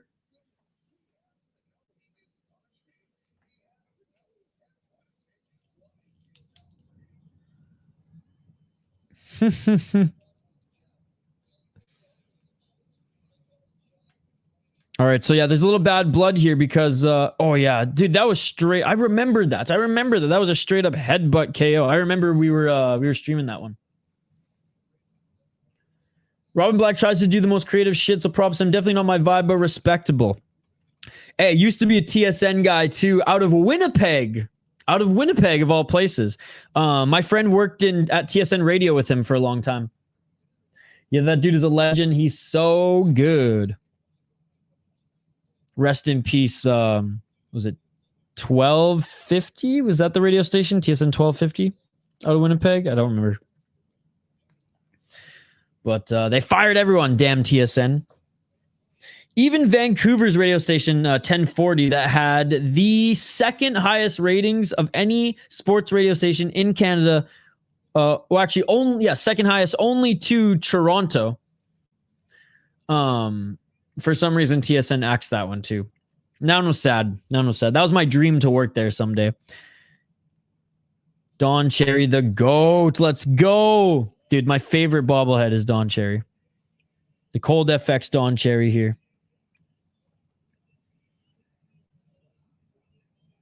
Dude, this announcer is really good. Does he have is that a Dragon Ball Z freaking blazer? All right, making his walk out now is Antonio Arroyo.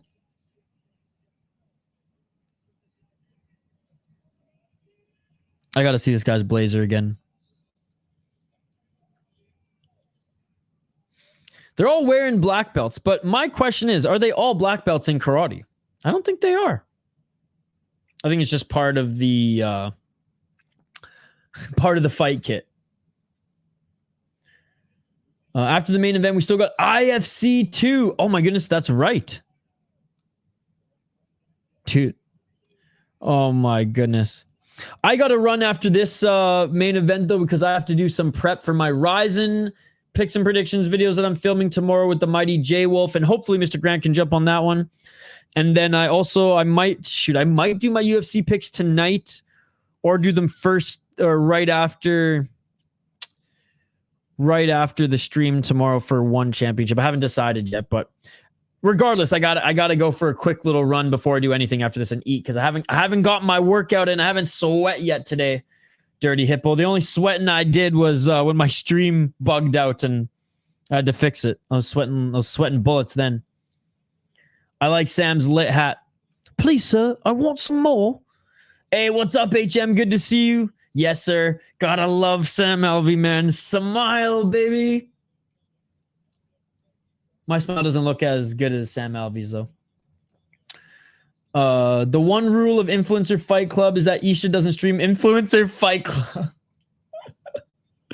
Any notable names on that one? Or are they all notable names because they're influencers, but notable in like my world?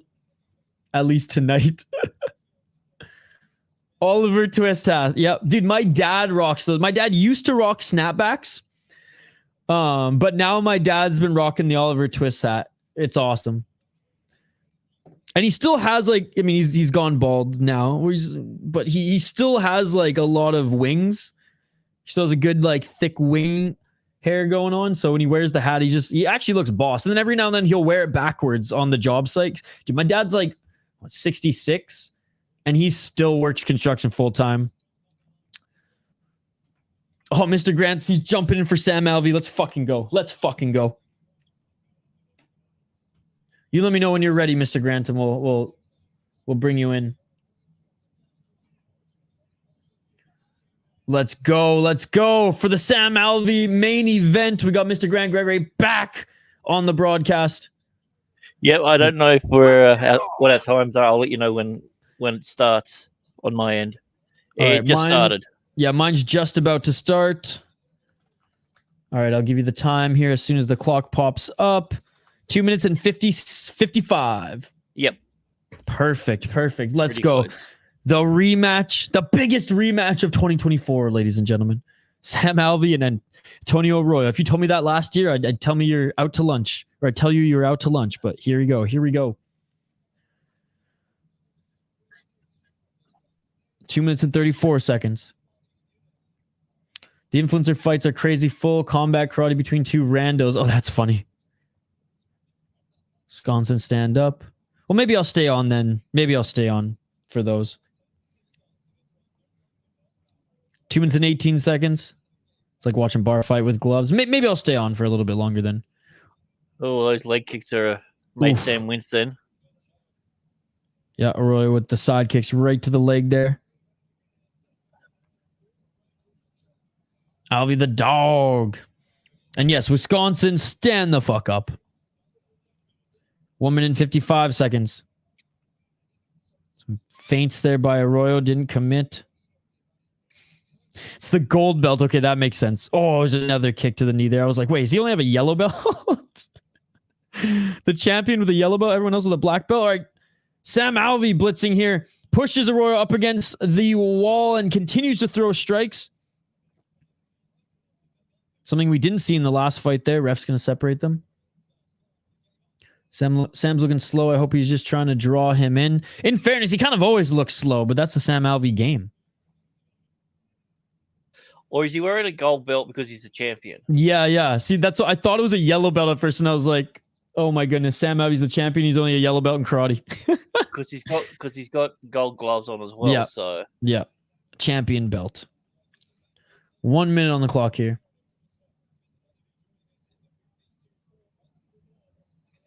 Alvey walking forward a little bit here. He's got to be a little bit more aggressive. And Arroyo misses with that right hand. There's a couple shots there by Alvey. 41 seconds. Alvey is a plotter with the check right hook. 30 seconds left. They break.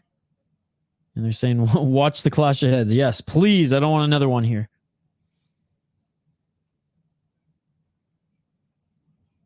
$15 seconds left, guys.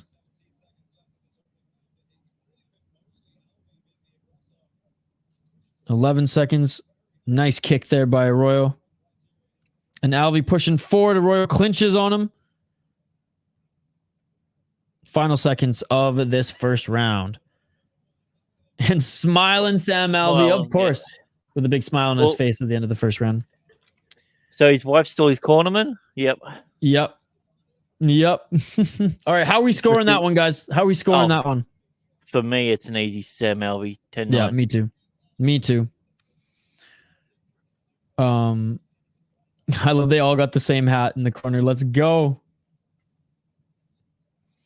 Arroyo.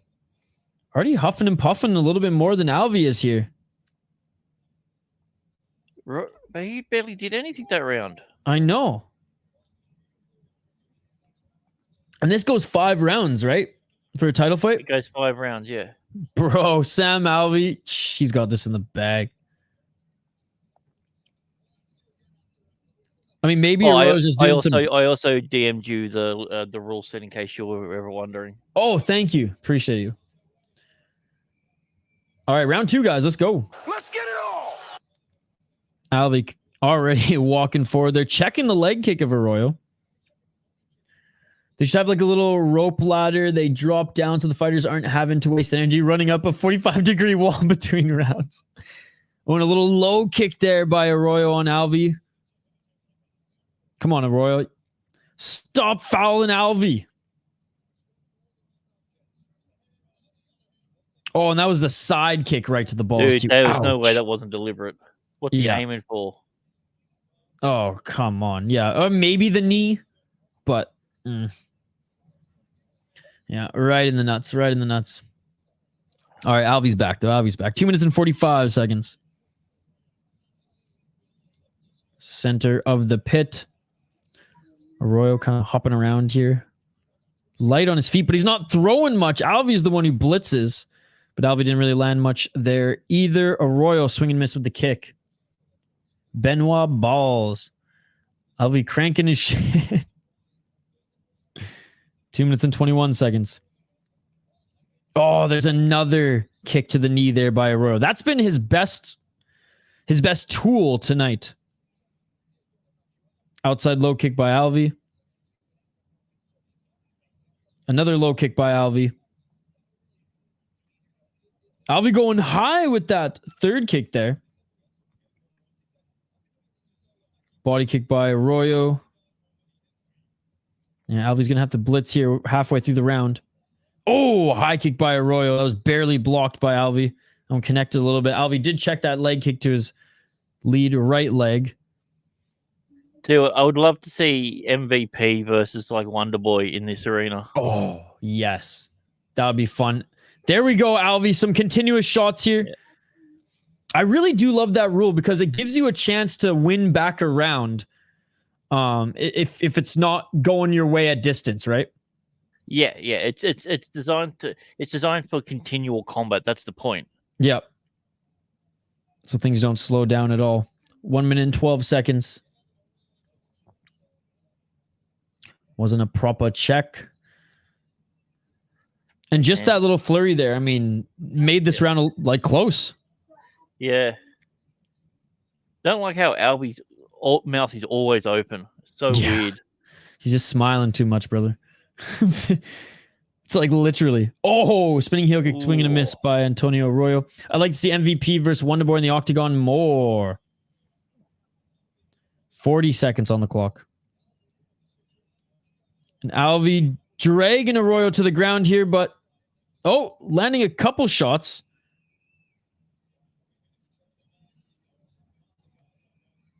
And there's some right hands by Alvey. Trying to roll out of it is Arroyo, though.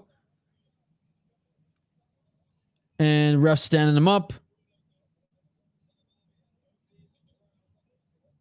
Yeah, so what happened then, Alvey, when he went to lean over, he put his second knee on the ground. Therefore, he grounded himself. That way they had to stand up. So it wasn't anything to do with the strikes. It was because when he was doing it, he dropped to his knees. Got you. Yeah, the more I'm learning about this rule set, actually, the more I like it. All right, end of the second round. Arroyo getting tired if he keeps wrestling. What do we think for that one, though? I mean, I think Alvey with those I two. still think Alvey. Yeah, with that late flurry there, and then that flurry up against the wall, the berms. By the way, big shout out to everyone who's been joining us here tonight. I've been preaching the rules. So yes, you have, Anthony. Yes, you have, brother. And no, it's a lot of fun, and this card is delivering. This card is delivering for sure. I'd say like the only real stinker fight was the co-main event.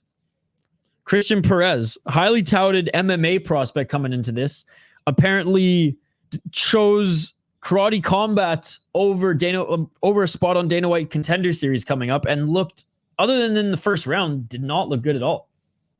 Gassed out. Yeah, I didn't see who won that one. Who ended up winning?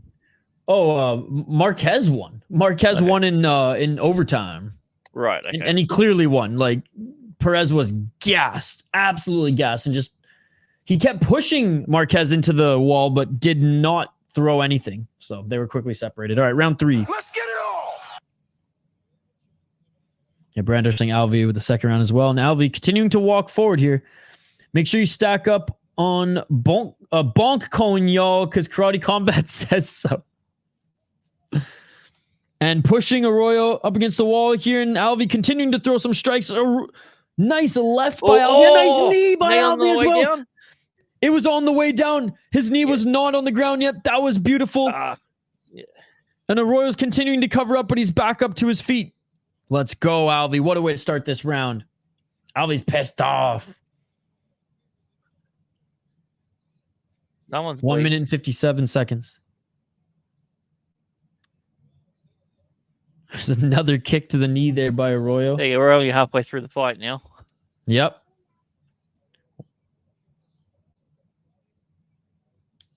I do like the 3 minutes for these rounds, though. And Alvey trying to work that pressure again up against the wall. Arroyo kind of just covered up, though. And honestly, it kind of worked to his favor there because it didn't allow a clean strike for Alvey, and thus the ref separates them.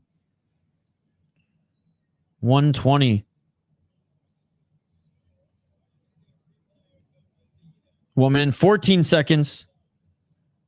Falling to his back again is Arroyo here. Up kick by Arroyo. Now Alvey looking for an entry here. There's a couple nice shots by Alvey. He did plant his left knee, though. Good catch by the ref. Oh, Arroyo tired, man. Alvey saying, get up, get up. Yeah, Arroyo's tighter. He can't even get up. He's struggling here. And again, if you would have looked at both of these guys and not known anything about their careers, like, you would expect Alvey would be the one to gas first, but nope. Fucking rights. 30 seconds on the clock. Alvey pushing Arroyo to the wall again here. Right hand by Alvey. Couple lefts by Alvey as well. Scowling Sam Alvey. Alvey needs a flying elbow drop. 29-28. Alvey. Yeah, 13 seconds left in this round. We got 2 more rounds ahead of us, guys. Nice right jab by Alvey. Yeah, that jab's money. He hit him 3 times already. There. Yep. Yeah. And he follows through with it as well, which is what I like. Yep. Actually, 30-27. One more round, or next round here. Fourth round. 2 more rounds to go in this title fight. Oh, I can't believe I thought his belt was yellow. Because literally right before you jumped on Mr. Grant, I was like, are all these guys actually black belts in karate, or is it just the fight kid? Then I saw Sam Alvey walk out, and I was like, oh, we got a yellow belt here. What? Okay, so the commentators just said something that confused me a little bit. He said there could be 5 rounds. He said there's 4 rounds and then a bonus round. Oh, so maybe it's like Cage Fury FC, where it's like if someone's clearly winning by the end of the 4th round, then they don't even have the 5th round. Look at this. He lifted his hands. All right. Yeah. Because that's what Cage Fury FC does on the regional scene. If it's tied going into the 5th, then they have a 5th round. If someone's up on the scorecards after the 4th, then they call it there. Alvey like a sniper at the end of that round. Sam Alvey looking like Sean O'Malley out there. I love it. All right, 4th round. Let's get it all. Sean O'Malley. 2 minutes and 40 seconds. Alvey continuing to walk forward. There's that right jab again. Just missed the chin of Arroyo. You could tell Alvey so wants to throw an elbow when he comes in, because he always lifts his arm up and then just goes, ah. There's an outside low kick by Arroyo. Just the way he keeps his head straight up, like just a straight forward elbow. Oh, would be great. Oh, nice right and left by Alvey there. Oh, Alvey got clipped. Low kick by Arroyo. Alvey gets clipped and just starts smiling. Yeah. Like down that mouthpiece, Arroyo's looking for that high kick. I've never seen anyone block a gut kick with their knee. Right? Oh, and Alvey again pushing Arroyo up against the wall here and landing some shots to the body, trying to control that neck, and a nice right hand off the break. Beautiful stuff. Right hand by Alvey. 1 minute 42. Sugar Sam Alvey versus smiling Sean O'Malley. Sean O'Malley. And there's another. Oh my goodness. Alvey in the top position here. It's done. It is. Oh, no? No. The ref's not calling it yet. Arroyo not even making an attempt to get back up. He's just rolling here. Damn, the ref gave Alvey gave Arroyo a lot of room there. 25, 26, 27, 28, 29, 30, 31, 32, 33. 1 minute on the clock. Come on, ref, stop the fight. Now. Wow. He's not going to get up. He's done. He's done, dude. He's not getting up. Call it, ref. Sam Alvey yelling at him. Oh my goodness, I can't believe he's... Oh, there's a 1-2 by Alvey. 42 seconds on the clock. Oh, and a slam again. And Alvey just throwing shots to the body. Dude, ref, call this fight. This is embarrassing for Arroyo. Call this fight. More shots by Alvey here. It's done. This fight is over. And still. Let's go. Let's go. Oh, who would have thunk that Sam Alvey becomes a star in a different promotion, a growing promotion after that fucking horrendous end of his UFC career? My goodness. Flabbergasted. Amazed. Like, oh, it's amazing. Let's go, Sam Alvey. Fucking right. That shit beautiful than a motherfucker. Let's go, Sam Alvey. And still, Outstanding. Salamin' Sam. Oh, that's awesome. Super Sam Alvey. Let's fucking go. Body shots and done. That was awesome. Ref must not like Arroyo either. Either he wanted to see him suffer. Let's fucking go, man. Pérez is a bum. I'm fading him next time he fights. 4-0. Late stoppage. The GOAT. Alvey won because he understands the rule set. Absolutely. Yeah. Absolutely. And he does a great job at at employing his game plan under that rule set. He's a tough son of a bitch. And he actually still has some cardio, unlike Arroyo. Yeah. Proud of the veteran, me too. Sam Alvey went 4-11 in his last 15 fights in the UFC. And then outside of the UFC, becomes a champion in another organization. Well, actually, he has another MMA fight first. Yeah, then that one was against some bum, though. Yeah, well, I mean, it gave him the confidence to keep going. No, for sure. Champion. I was happy. I was happy at least got a win and wanted to still fight. Oh, this is so awesome to see. How can you not love this guy? Look at his corner, too. They're all they're all dressed up. Oh, this is great. This is great. Oh, yeah, I know. Curtis Clark, it makes me sick that freaking Pérez was the one who lost you your parlay. I feel like a dickhead. No, dude, he was the big favorite, man. I don't think, and especially after that first round, I don't think any of us thought that he was gonna lose. Arroyo, come on, be a good sport, Arroyo. Arroyo's not even going to the center of the ring. Wow. That's a fucking bitch move. That's a little bit of a loser move there. Not even going to center for the official announcement. You weren't like knocked out clean or anything like that. Should have been stopped after that first body slam, followed by 25 unanswered shots. One leg too many. Arroyo's a prick. Yeah, dude, like what the hell? Oh, this is awesome. He's being announced right now, and still and the belt goes, and the belt's going across the waist of his wife there, who's with him. That's super cool. Aw. Let's go. Let's go.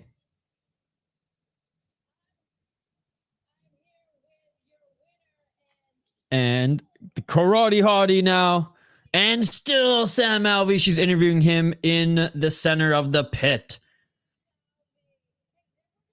We have to start having the combat sports GOAT talk and where Sam Alvey ranks. Karate hottie is barefoot. Or maybe because they don't want to... Oh, everyone else has shoes. I was going to say maybe it's just because they don't want to track anything into the pit, but everyone else has shoes on. Well, no, it's because she respects the mat. Yeah. Oh, yeah. I like that. I like that. It's like in a hockey locker room where you don't walk on that center logo in the middle of the locker room there. Oh, call out. Andrew Tate #1. And Luke Rockhold #2. I mean, Luke Rockhold's a little bit more realistic. I'm all right with that. Yeah, I like that. He said, I'm going to drop you, Luke Rockhold, inside of 2. That is a promise. I'm going to whip your ass. Let's fucking go. Well, he ain't going on the Jackson podcast anytime soon. Behind him? What's that? Is that Michael Knowles behind him? Yeah, he's in his corner. Yeah, I didn't know that. Yeah, someone brought that up in the live chat earlier today.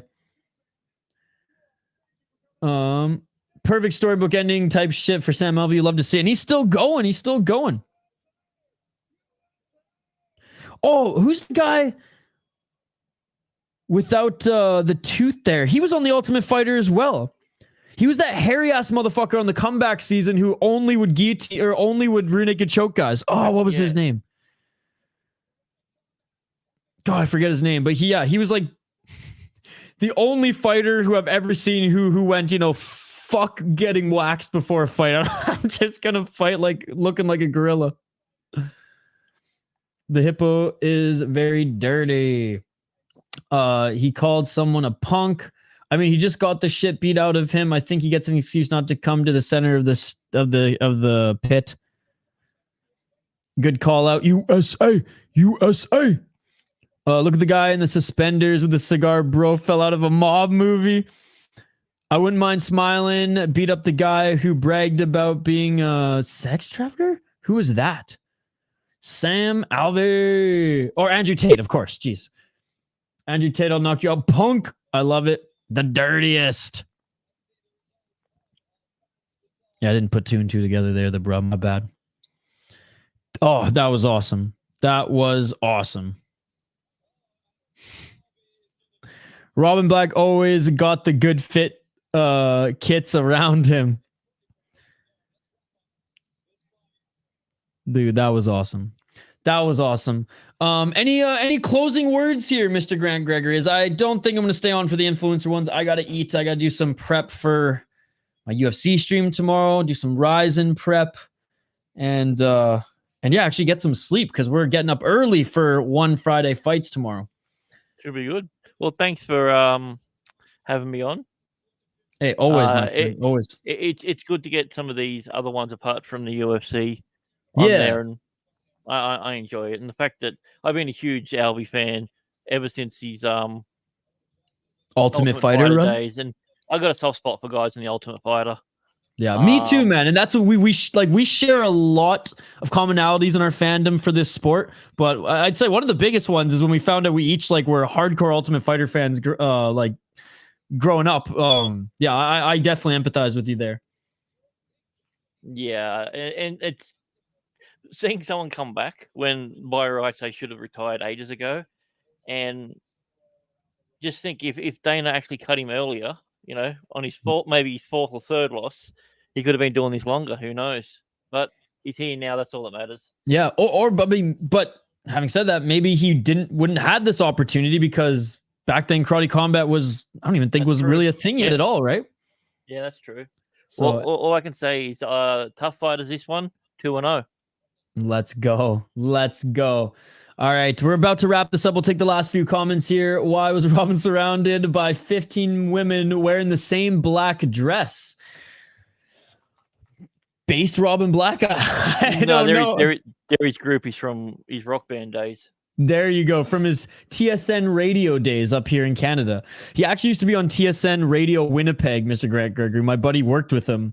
That's crazy. Before, who's the other guy?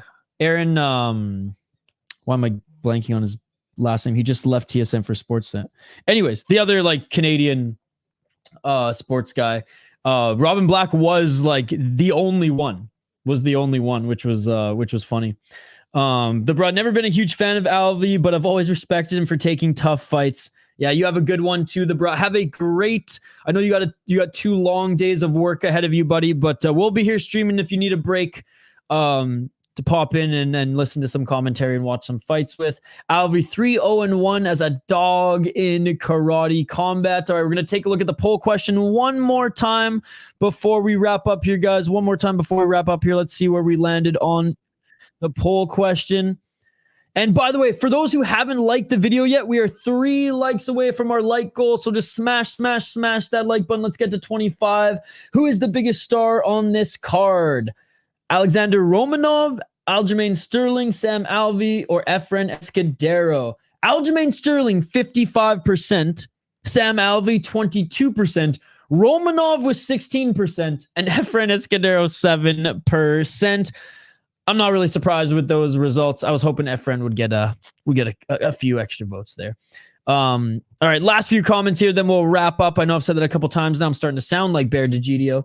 Happy for Alvey, man. What a savage. Absolutely. Big shout out to Bad MMA Math. Go check out his channel. He does daily streams and covers this sport as well. And this is the only time I didn't cash on him. Peace of violence, hardcore. Yes, we'll see you tomorrow, Mr. Greg, or in the granite. KC delivers again. Anthony, I'm so glad we did this stream, buddy. And we delivered as well. I promised Anthony we would do karate combat in late July, and here we go. I'm going to go cry myself to sleep now, guys. Hey, your bets will hit this weekend on the other cards, man. Good chatting with you guys. See you tomorrow. Peace. Thank you, Brandor. And with that being said, that is it for us here tonight. Karate Combat in the books. We'll be back early tomorrow morning, ladies and gentlemen, for One Friday Fights, then back for Cage Fury FC, and then the next day, UAE Warriors, UFC 304, and of course, Super Ryzen 3. Always remember, it's Herb Dean's fault. See you guys tomorrow. Have a great one. Peace. We're out of here. Yeah.